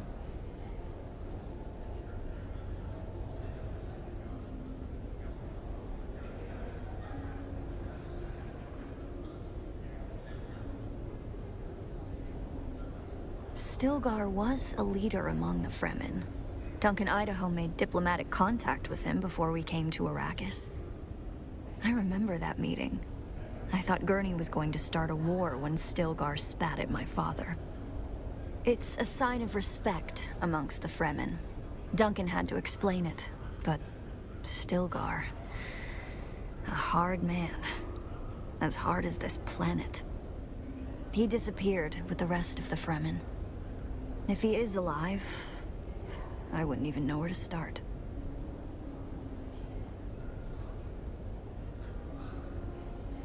And in return, they sent you after him. That might be the case, but it doesn't help much, does it? We still haven't found the Fremen, and we don't know where the sleeper went. I've always felt there was something special about you. But what about you? Does it bother you?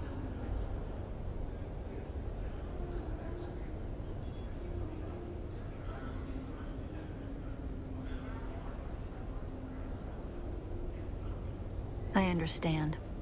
It isn't so very different to me. How much of what I do is my mother and her training. I could have ended this war.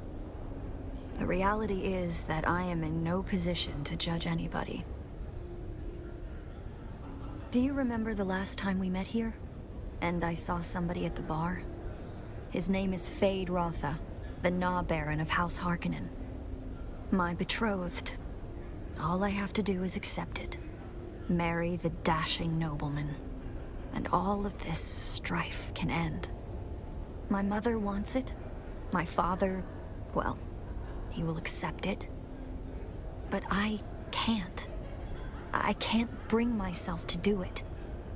And it isn't because of Fade Rotha at all. He's actually very charming, in spite of what he did to that bull. It's because I want to choose. So believe me when I say that I would never judge you because of who or what you were. I could end this war tomorrow, and I won't do it. That's who I am. And perhaps there is a way to figure out who you were. I have an idea, but no, it's probably too dangerous. You don't know what you're signing up for. That would mean going up against my mother. So much worse. With luck, she'll never know. If I can sneak you into the archives beneath the residency, we can search for your bloodline. Best not to give too many details. We're being watched, remember? Bring this token to Liane. She's one of the guards on the barricade outside the residency.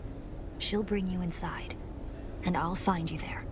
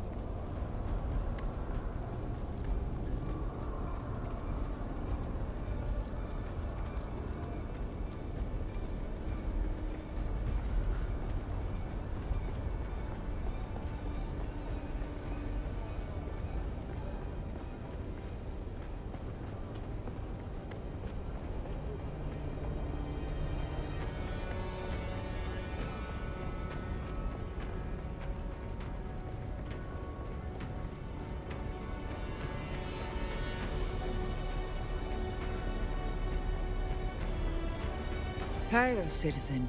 Have you come to gawk at the plus great wonder that is the Arakeen residency? Or do you have other business? Honestly, cold on the inside and imposing on the outside. Reminds me of the Lady Jessica. Aerie gave you this? You? Oh, look, never mind. She told me to bring you inside. And to make sure her mother didn't find out. But before we go, let me tell you a few things. I'll be taking all your weapons and your clothes. Don't be alarmed. I have a servant's outfit for you to wear. You'll blend right in. Are you ready? Come on then. Let's get you undressed.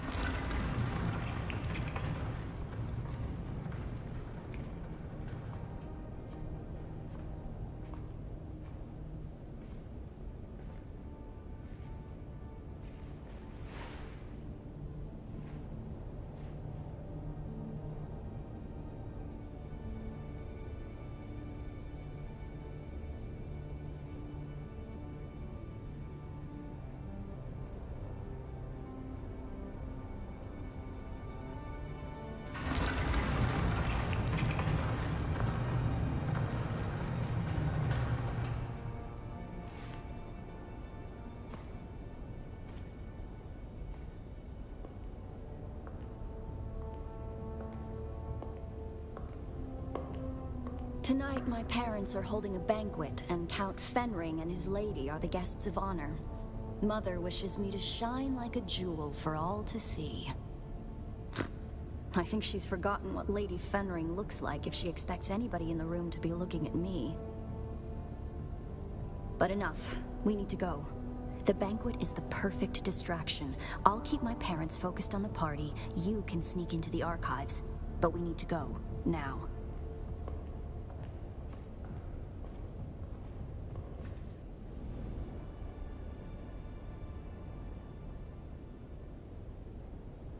Just a moment.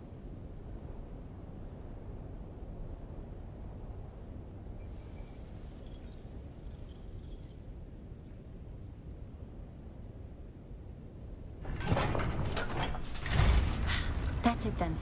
Make your way to the lower levels. The guards on the upper floors will probably just throw you out if they spot you. It gets trickier on the lower levels. You'll see. I'll keep in contact over the net, and when I can, I'll catch up to you.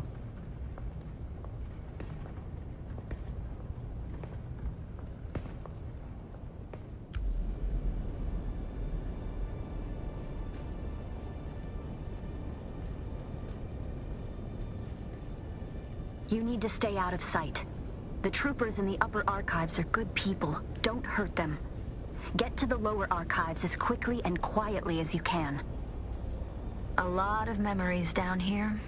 10,000 years of recorded Arakeen history. Mother made me spend hours down here studying. I used to carve answers into the tables to help me pass her tests. The letters I carved into those tables. Pay attention. The Bene Gesserit have an archive of their own, buried in the lowest levels. The symbols I used to carve are the order of the test.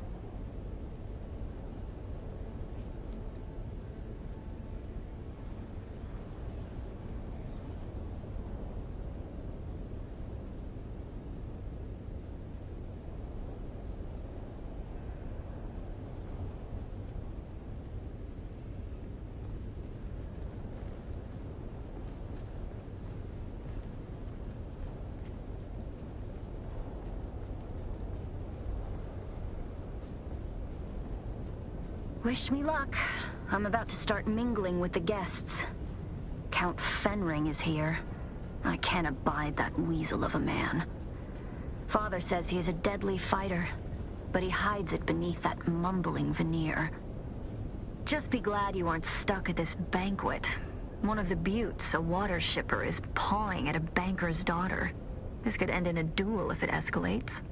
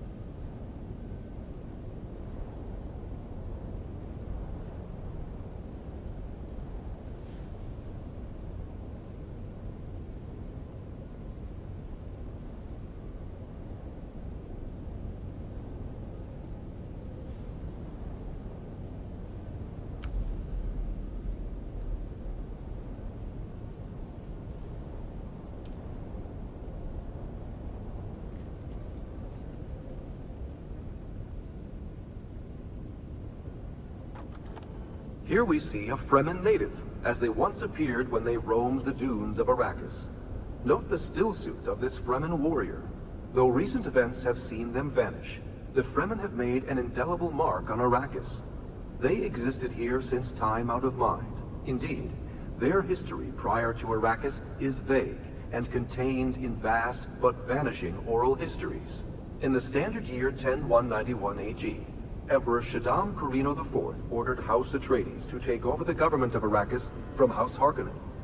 Duke Leto Atreides looked with a hopeful eye at making allies of the Fremen, to benefit from their vital knowledge of this desert planet and to learn from their customs.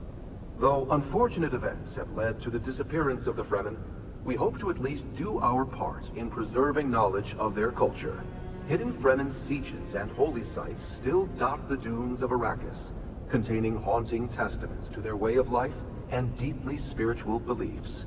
We hope to continue discovering these hidden places and adding their knowledge to our archives.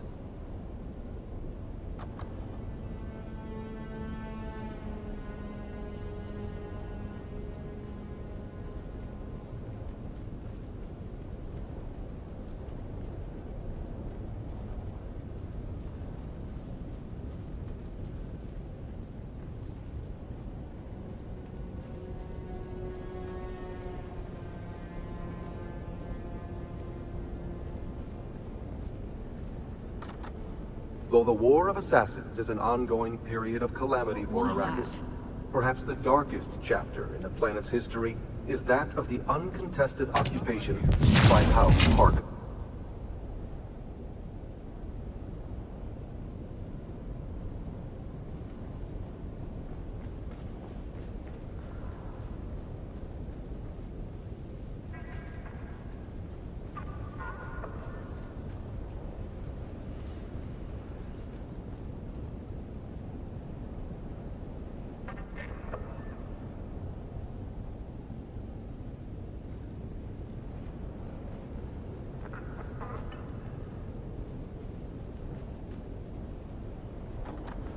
Though the War of Assassins is an ongoing period of calamity for Arrakis, perhaps the darkest chapter in the planet's history is that of the uncontested occupation by House Harkonnen. Prior to 10191 AG, Arrakis was a fiefdom of the Harkonnen, overseen by Glossu Raban, also known as the Beast. The eldest son of Abelard Raban, Count of Lancaster.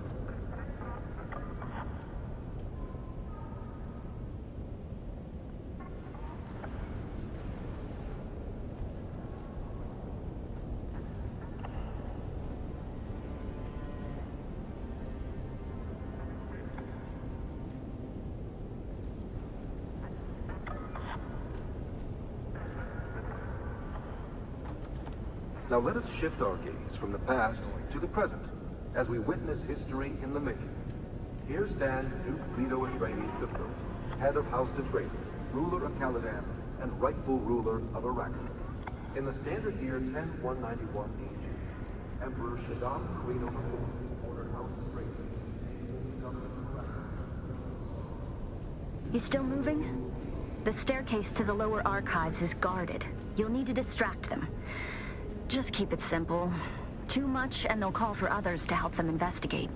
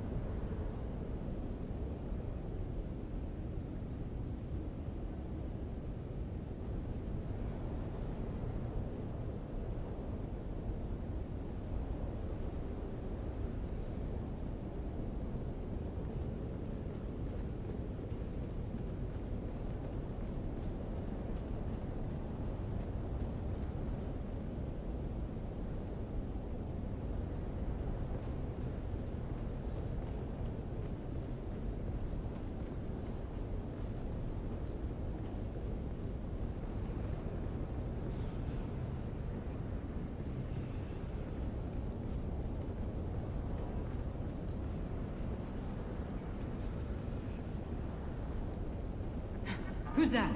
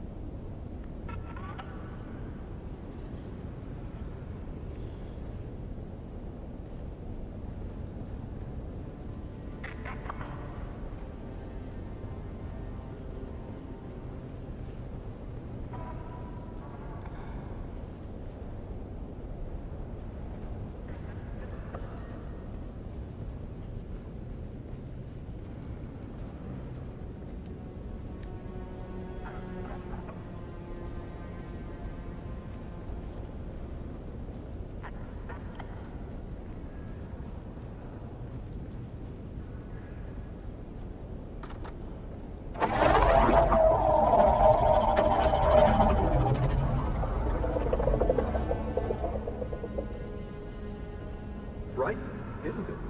What you just heard was a sample recording taken from a safe distance of the most spectacular, the gargantuan... Is someone there?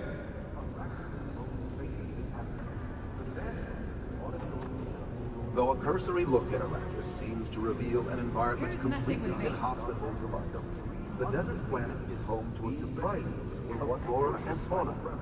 Perhaps the most emblematic representation of the unlikely tenacity of life is the kangaroo mouse, or Madi in Chakotay. Identify yourself. This jumping mouse, genus Microdontatus, is a member of the rodent family and specially adapted to not only survive, but thrive on Arrakis. This little creature lives in sandy deserts.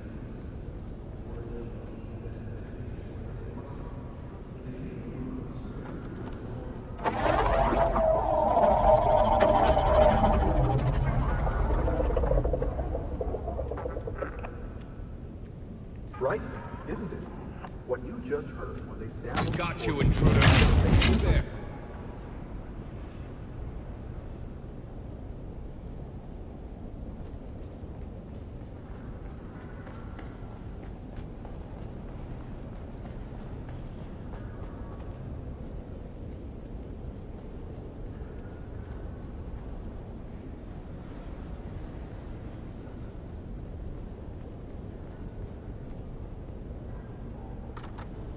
Though a cursory look at Arrakis seems to reveal an environment completely inhospitable to life, the desert planet is home to a surprising array of flora and fauna.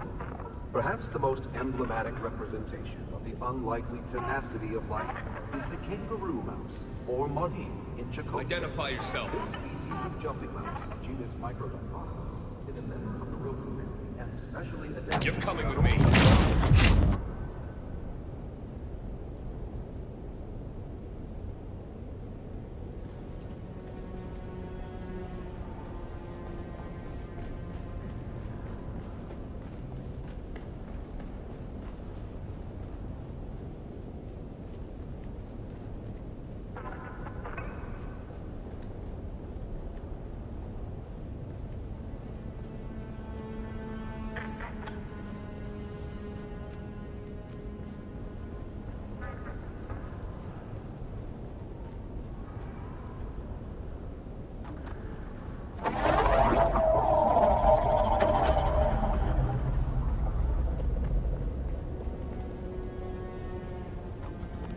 Though a cursory look at Arrakis seems to reveal an environment completely inhospitable to life, the desert planet is home to a surprising array of flora and fauna. Perhaps the most emblematic representation of the unlikely tenacity of life is the kangaroo mouse, or Madi.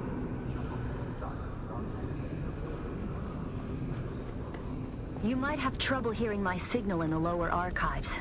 The stone interferes. Down there, it's more like a catacomb than a library. The history of 10,000 years moldering in the darkness. No human guards, but the glow globes have motion sensors and automated alarms. Don't let them see you.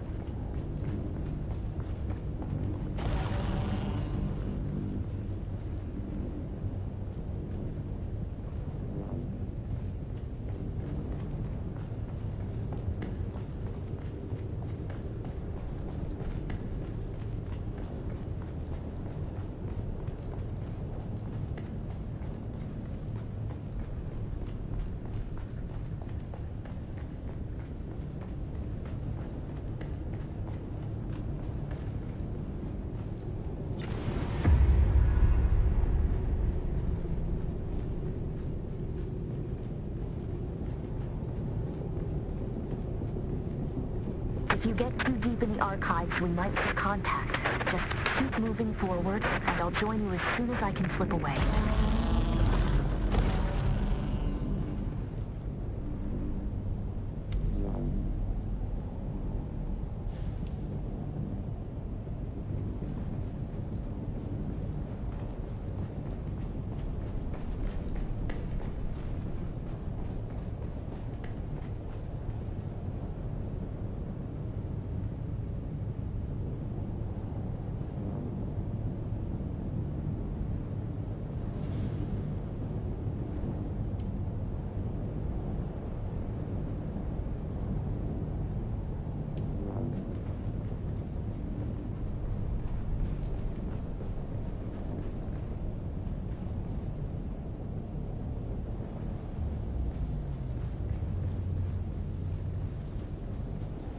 Can you hear me?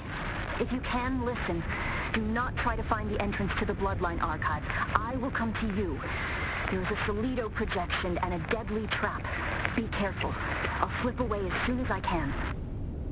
When you... The lights are sensors. Careful not to disturb the fourth stone.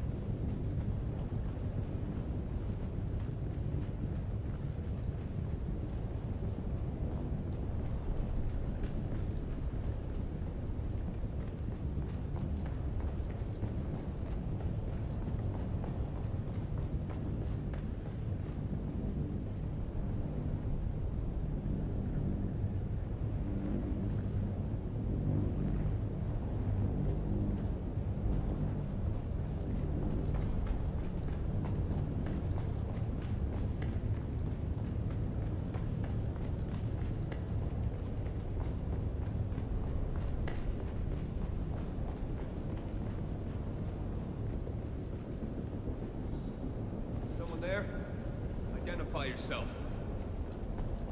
Someone there?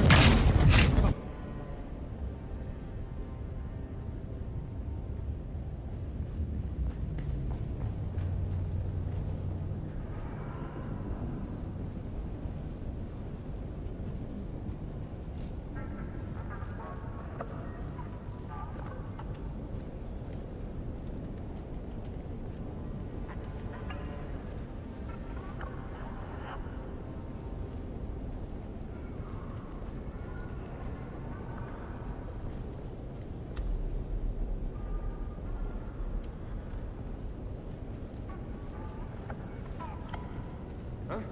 Who's there?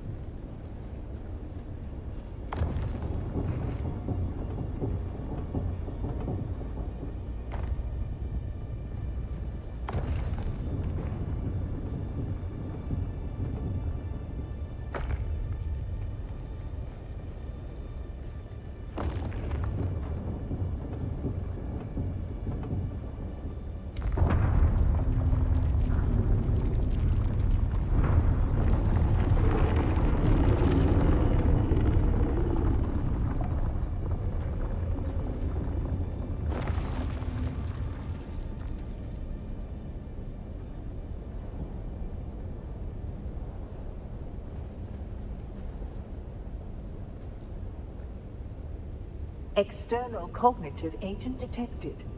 Full sister authorization not present. Proceeding with limited access heuristic. Welcome, Acolyte, to Relay Node Seraph 1. This system archives the seeded vectors of the Mahdi prophecy, dispersed through oral tradition channels among desert tribes. Contained data is restricted. Decryption requires demonstrated comprehension of cultural vectors and myth-seeding protocols. Begin myth sequence verification. You will be tested on the illusions we crafted. Virtues rewarded, evils punished, love earned through valor, myths all. Your task is not to believe. Your task is to see. Question 1. What lie did we craft to make tyrants seem temporary, monsters forgivable, and systems of punishment appear enlightened?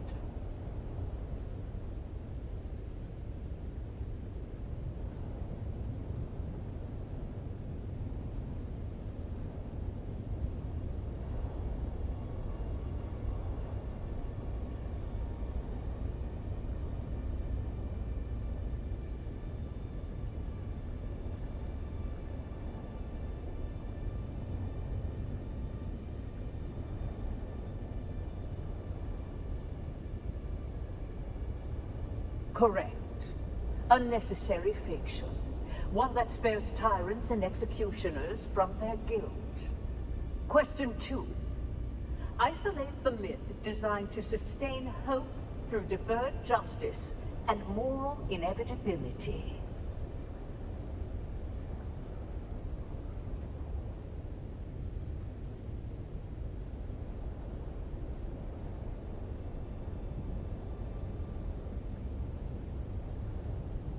Correct. The dream of inevitable justice, woven so the meek would wait for thunder that never comes. Question 3. What lie did we whisper in incense and shadow that cloaked us in mystery and made obedience feel like awe?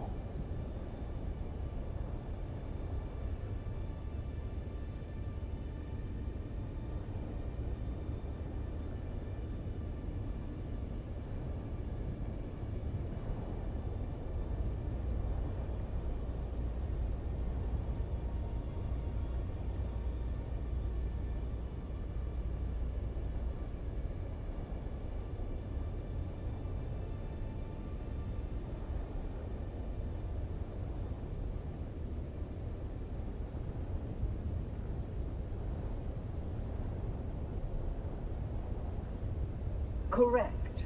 We shaped the unknown into a crowd and let them kneel before what they could not name. Question 4. What illusion did we embed in the myth of sacrifice so that the broken would praise the blade that cut them?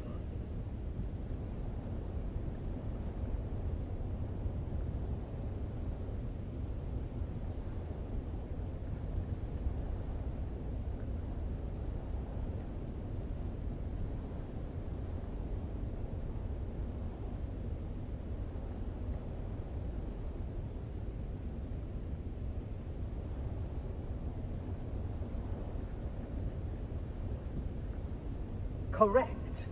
The masterstroke of consummation. We taught them their pain was part of a plan, so they would not rise against its authors. You have spoken the illusions as we planted them. Few recognize them for what they are. Fewer still understand why they were necessary. Missionaria records unlocked. Proceed with caution. The weight of revelation is heavier than ignorance.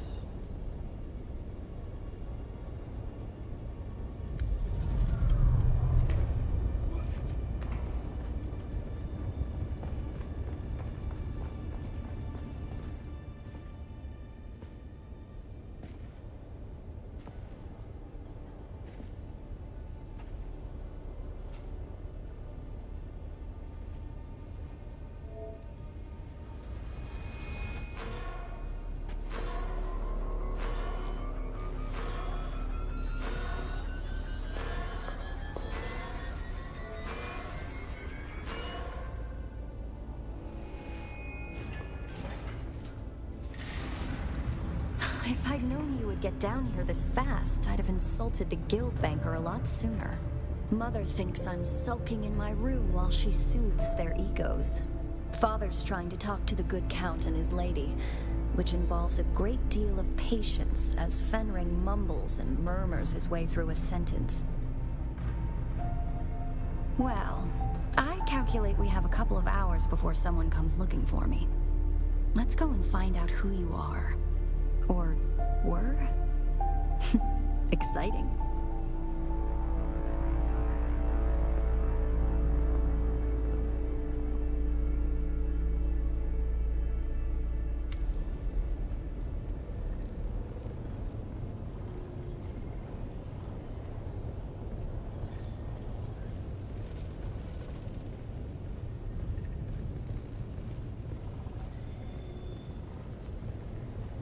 One thing you can say about the Bene Gesserit, they don't think the word forbidden applies to them. Spectacular, isn't it? It's impressive that they managed to hide this down here for 10,000 years.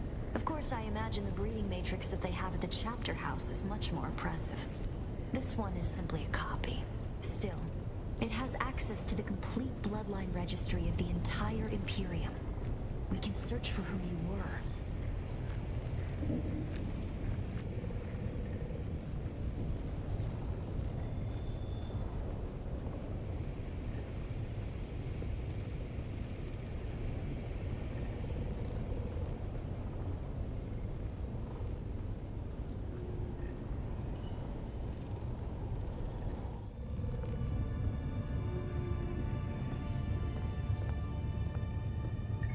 Acolyte Aristae Atreides.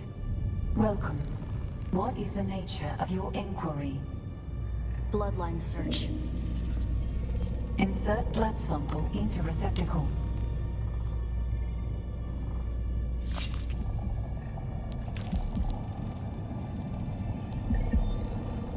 Processing. Feels like we always end up here. You bleeding to further our cause. I've always hated this place.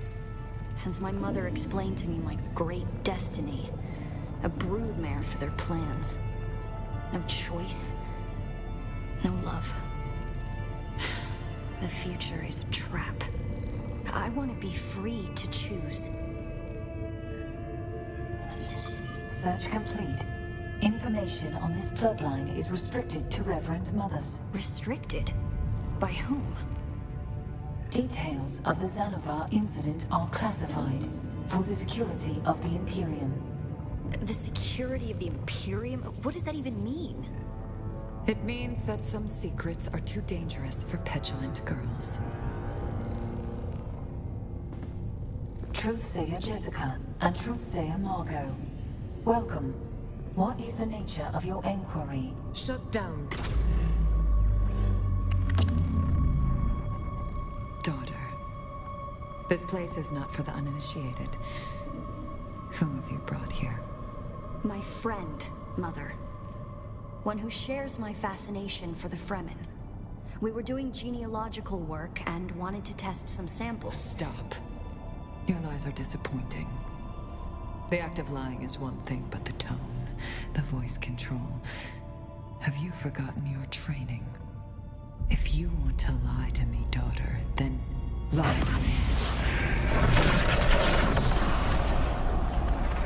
Lie? To you? Like you lied to me about the betrothal? Like you lied to Father? It seems the only thing the Sisterhood has taught you is how to lie. This is my friend. Someone I'm trying to help. Someone who I trust. That is no lie. I see. A friend. Perhaps a confidant. Maybe even a lover. Stand aside, Aristae. I want to ask your friend some questions. Like who they are and what they want with you. There's no need for this, Jessica. I know this one. It works for my husband. Quite the skilled assassin, If what Hazimir told me is true... Why, Hazimir even told me that it killed Zantara the lion. Stabbed him in the back. No. No. That isn't true. It can't be true. Master your emotions, girl. And look.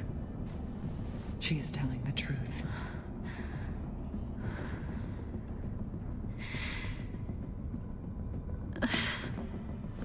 Aristay. I would have shielded my daughter from this pain. But perhaps in time it will help her to overcome weakness. For you, though, a quick death will be your mercy. Sister, please. My husband still has a use for this weapon. Very well, sister. You. If I ever see you near my daughter again, there will be no second chances. Aristay is to be left alone. Do you understand this? Then prepare yourself.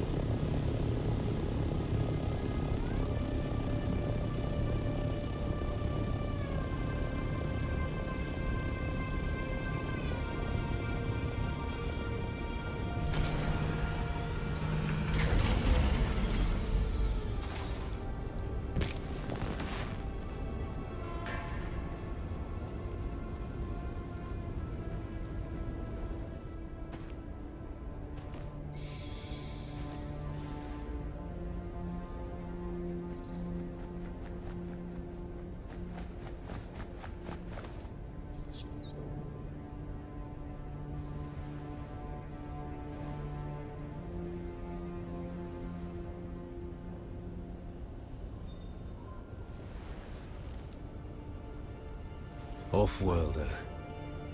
If Noctua has brought you my distrans, then something is wrong.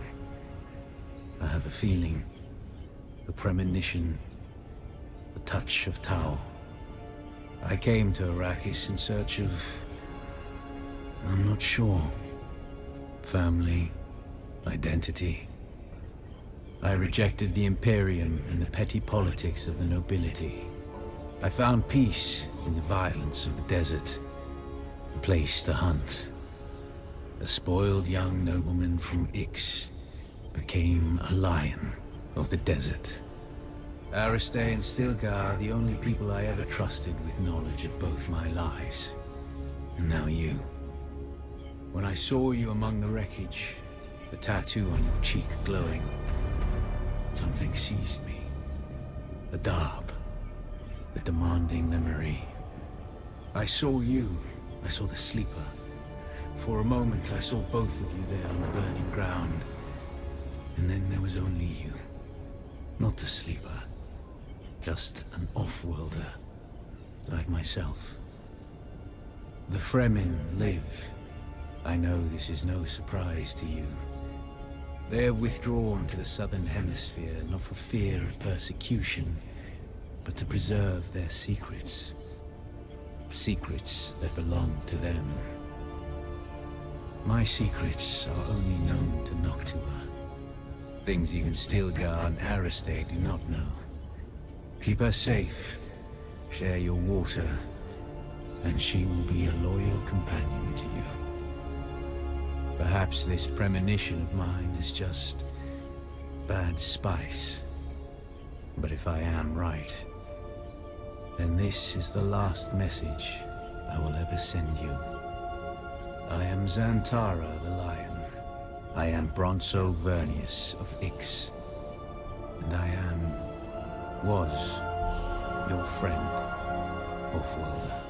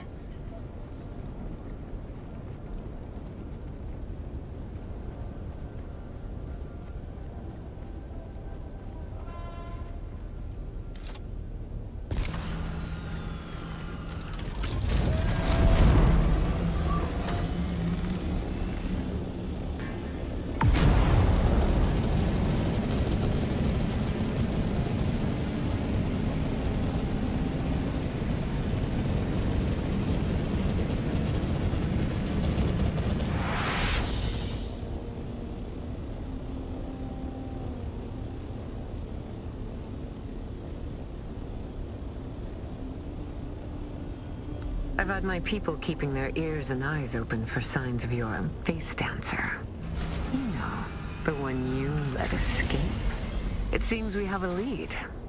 Come and see me in Harko Village and we can discuss the details. See you soon.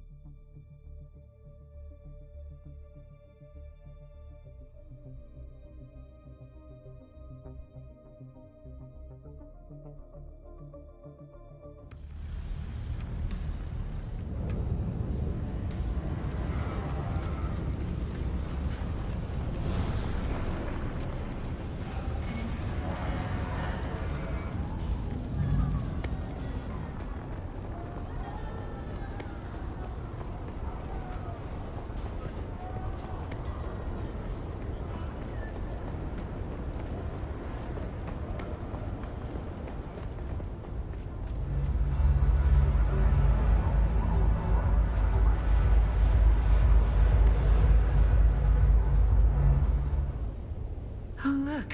The kitten is back. Do we have business? I don't, but it's fine. I do enjoy our infrequent catch-ups. You've survived a lot longer than most of Fenring's toys. So, on to business. It seems we have a lead here in Harko. A new champion has risen in the local dueling ring. Risen suspiciously fast. Because once again, we are seeing Fenring's agents being picked off. Even the one that first reported this disappeared from the dueling ring. Illegal dueling ring. Ever wondered why the Atreides are tolerated in Harko Village, and the Harkonnen can visit Arakeen? The guild piece. It binds them all in ties of honor, the art of Canly.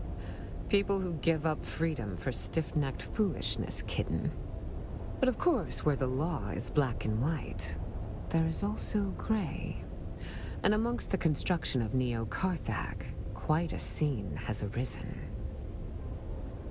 Just that they go by the fighting name of Dancer of Veils, which is both extremely juvenile and also extremely indicative of a face dancer.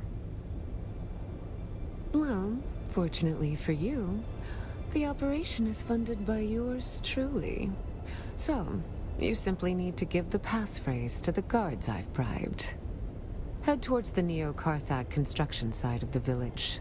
Say, white for poison, black for purity, and they will let you pass. Work your way up the ranks, kitten. I don't doubt your competence. Just remember that duels can be different than brawls. Follow the rules. And give my regards to Maxim Dubrov.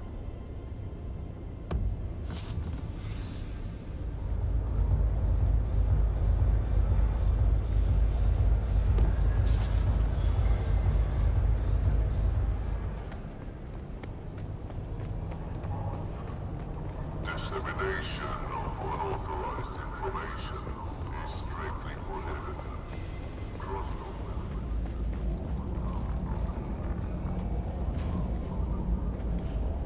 Move along. This area is restricted. That means fuck off. The words are correct. What'll it be?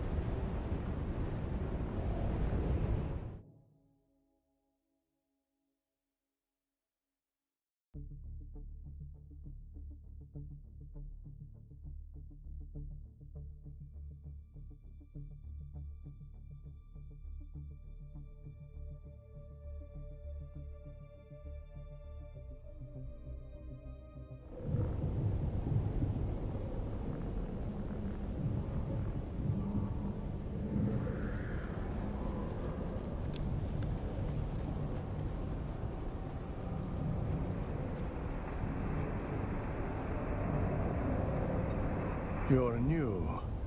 Are you a fighter or a voyeur? I suppose we will find out soon enough. My name is Arsen Demo. This pit is my purgatory for the current eternity. Ah, yes, the prison cell. It is a small desert world indeed, is it not, my friend? We also met in Harko village. In fact, our paths just keep crossing. The pit does not discriminate. Maxim can be cagey until he gets to know someone.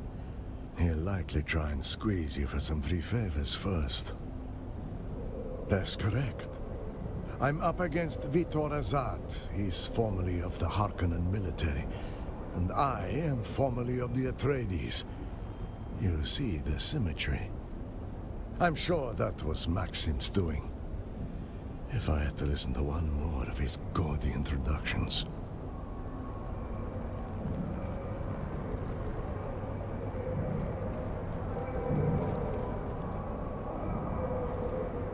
A stranger comes out of the desert. I wonder, do you seek to experience our blood sport as a spectator or participant? Well then, why not have a look at what you're in for? We have an exciting new bout that's about to begin. It's Harkonnen versus Atreides. We've let the bad blood between these combatants boil to a simmer. Should be quite a fight.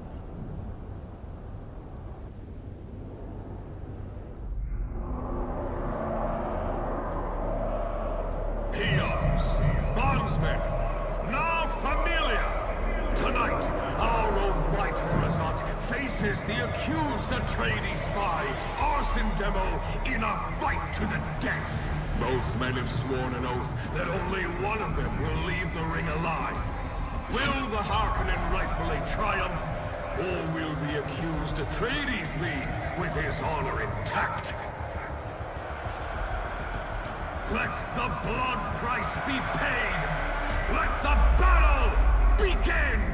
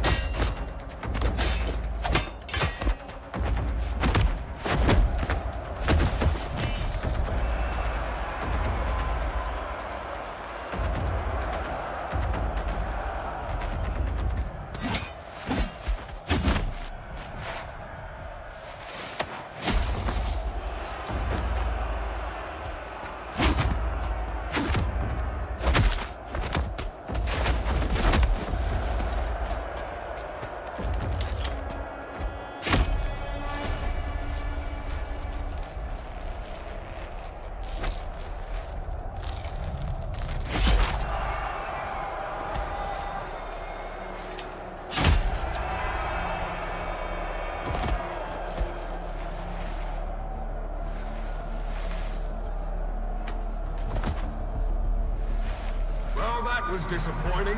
Both men seem to be down and both still breathing. Down and out, battered but breathing. Barely holding on. Just like the real war, eh? Let's get these idiots out of there and get some real fights going! Once again, the pit has been fed its steady diet of blood and cheers. Be honest, what do you think?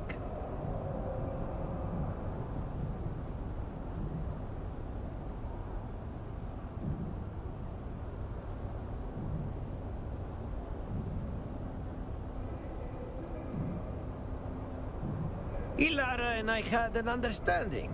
I would pay her back later. Unless... What did she send you to me for?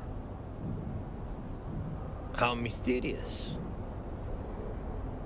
Ilara may have sent you, but I don't know you from a hole in the ground. You'll agree, a little paranoia is healthy, yes?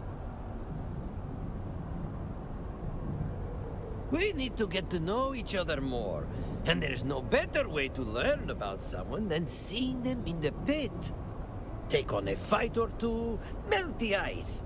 Perhaps we get a measure of each other. Perhaps we can then speak more freely, the both of us. Yes? Ah, the moment I saw you, I had a flash of pugilistic prescience. Here stands a contender. Here stands a blessing of the battle gods. Whether you feed the pit or are fed to it, you'll need a name before we start. Something for the people to chant and cheer and dread. Suggestions? No, no, no, no. Everyone suggests that. The nameless one. No name, nobody, endless variations. All donkey dong in the mouth. What else you got? Not bad, but we just had a fighter with that name. Had his head knocked clean into his chest cavity. We couldn't pry it out. What else? Oh, let me try that. The Degenerate Killer! Yes, I like it. It's got glamour, filth, and danger all entwined. That's it. You are the Degenerate Killer. Ah, the pit courts a new consort. One baptism of blood and you'll sing the praises of our brutal faith. Enter and be reborn a legend. Or a stain. First, you face a pack of scavengers. Individually, not so formidable. But you'd be surprised how fast a swarm can strip a skeleton clean.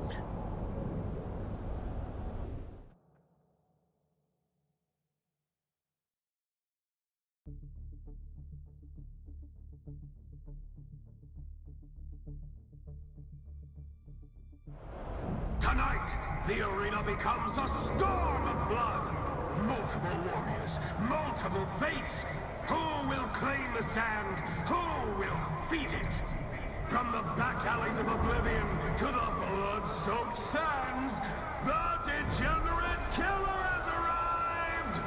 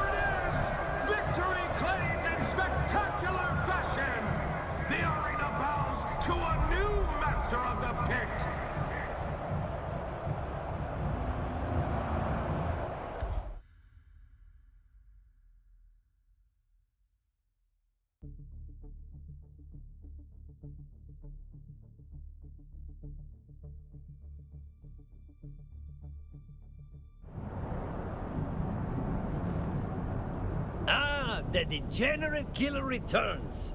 Can you ever truly know someone until they have entered the pit? I feel I am gaining a better measure of you. Early days. There's much more to learn. But I do know you are a real fighter, not just so much gory decoration to be strewn about for the real bouts. But you haven't had a real bout, a true opponent. Seeing you dance with a true pit monster would give me an even better measure of you.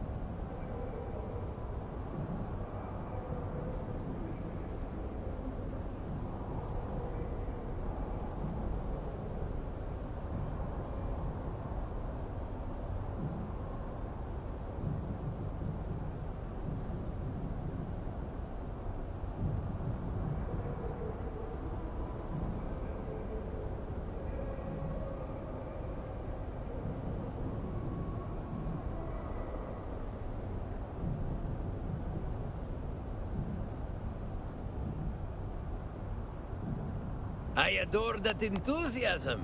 You will face off against a scavenger, a survivor, a blunt tool of destruction. Brute, the scrapper. But before the fight, consider going and meeting Brute. Get a taste of each other. Maybe drum up some juicy rivalry. My ambitions are lofty. I dream of something more than cheap violence, more than the meaty thump of fist on flesh. I want blood poetry. I want drama, rivalries, stories. I want more than scrappy thugs. I want champions. I want war gods clashing on the backdrop of eternity. I want the audience to gape in awe, to know that they truly witnessed something at the pit. I want my fighters spewing gritty epics at one another.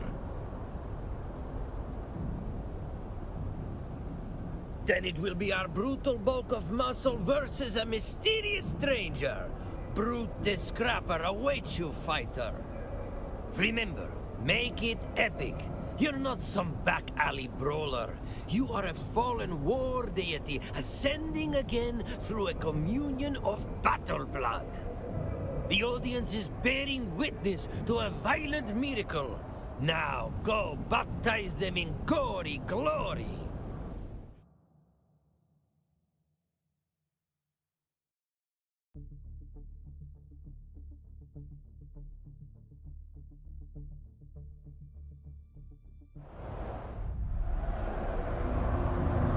You asked for violence. The desert delivered. Back in the pit, bruised but never broken. Give it up for our favorite scavenger, Brute the Scrapper! And facing him, named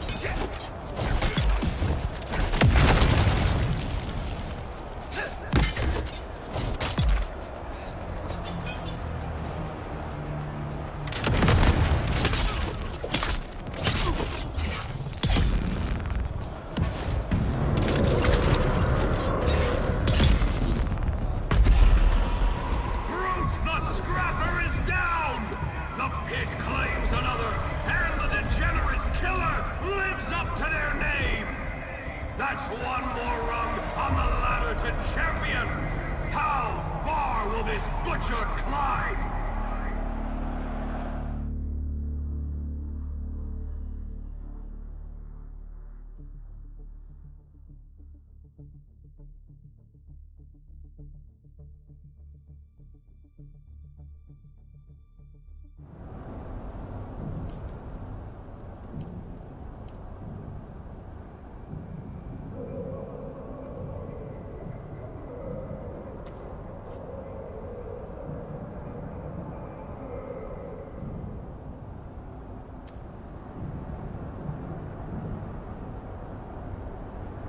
You put the screws to Brute quite nicely.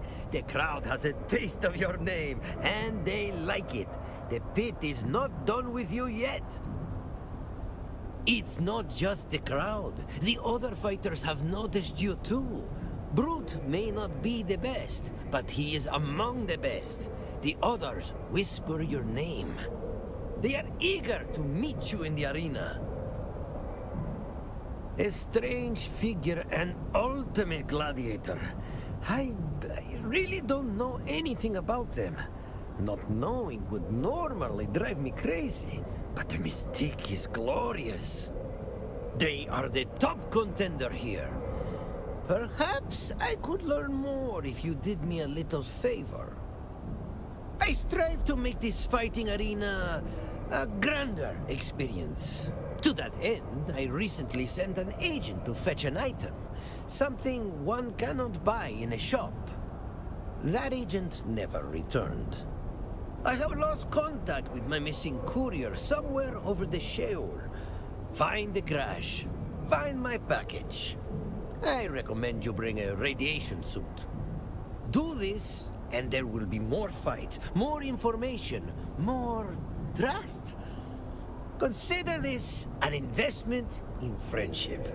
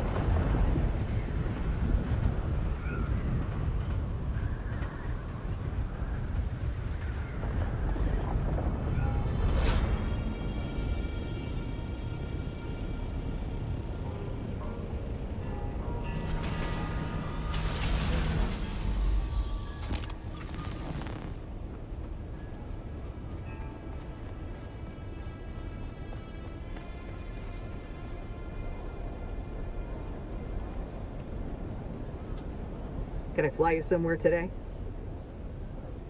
Music to my ears. The basin is a pretty big, Most folks, let's try to avoid me.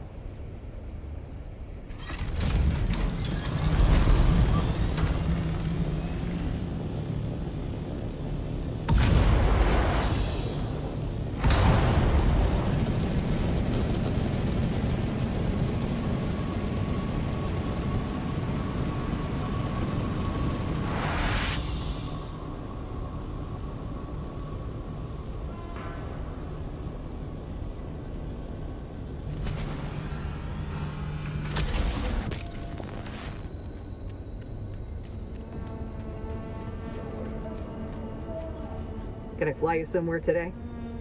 Music to my ear. The basin is a pretty big place. Could you narrow it down? Mir's place? Yeah, Thopter's always warm.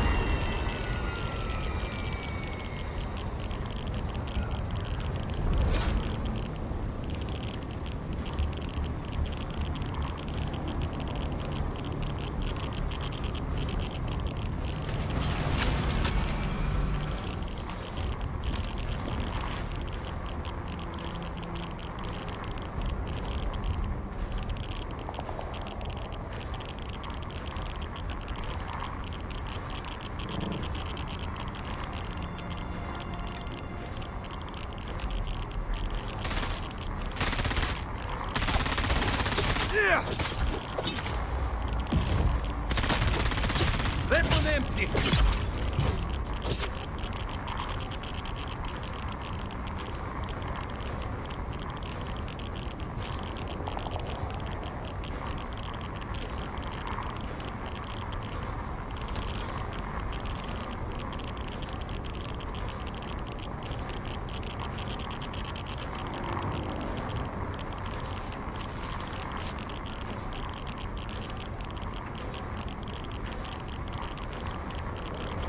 Killer, you there? Good.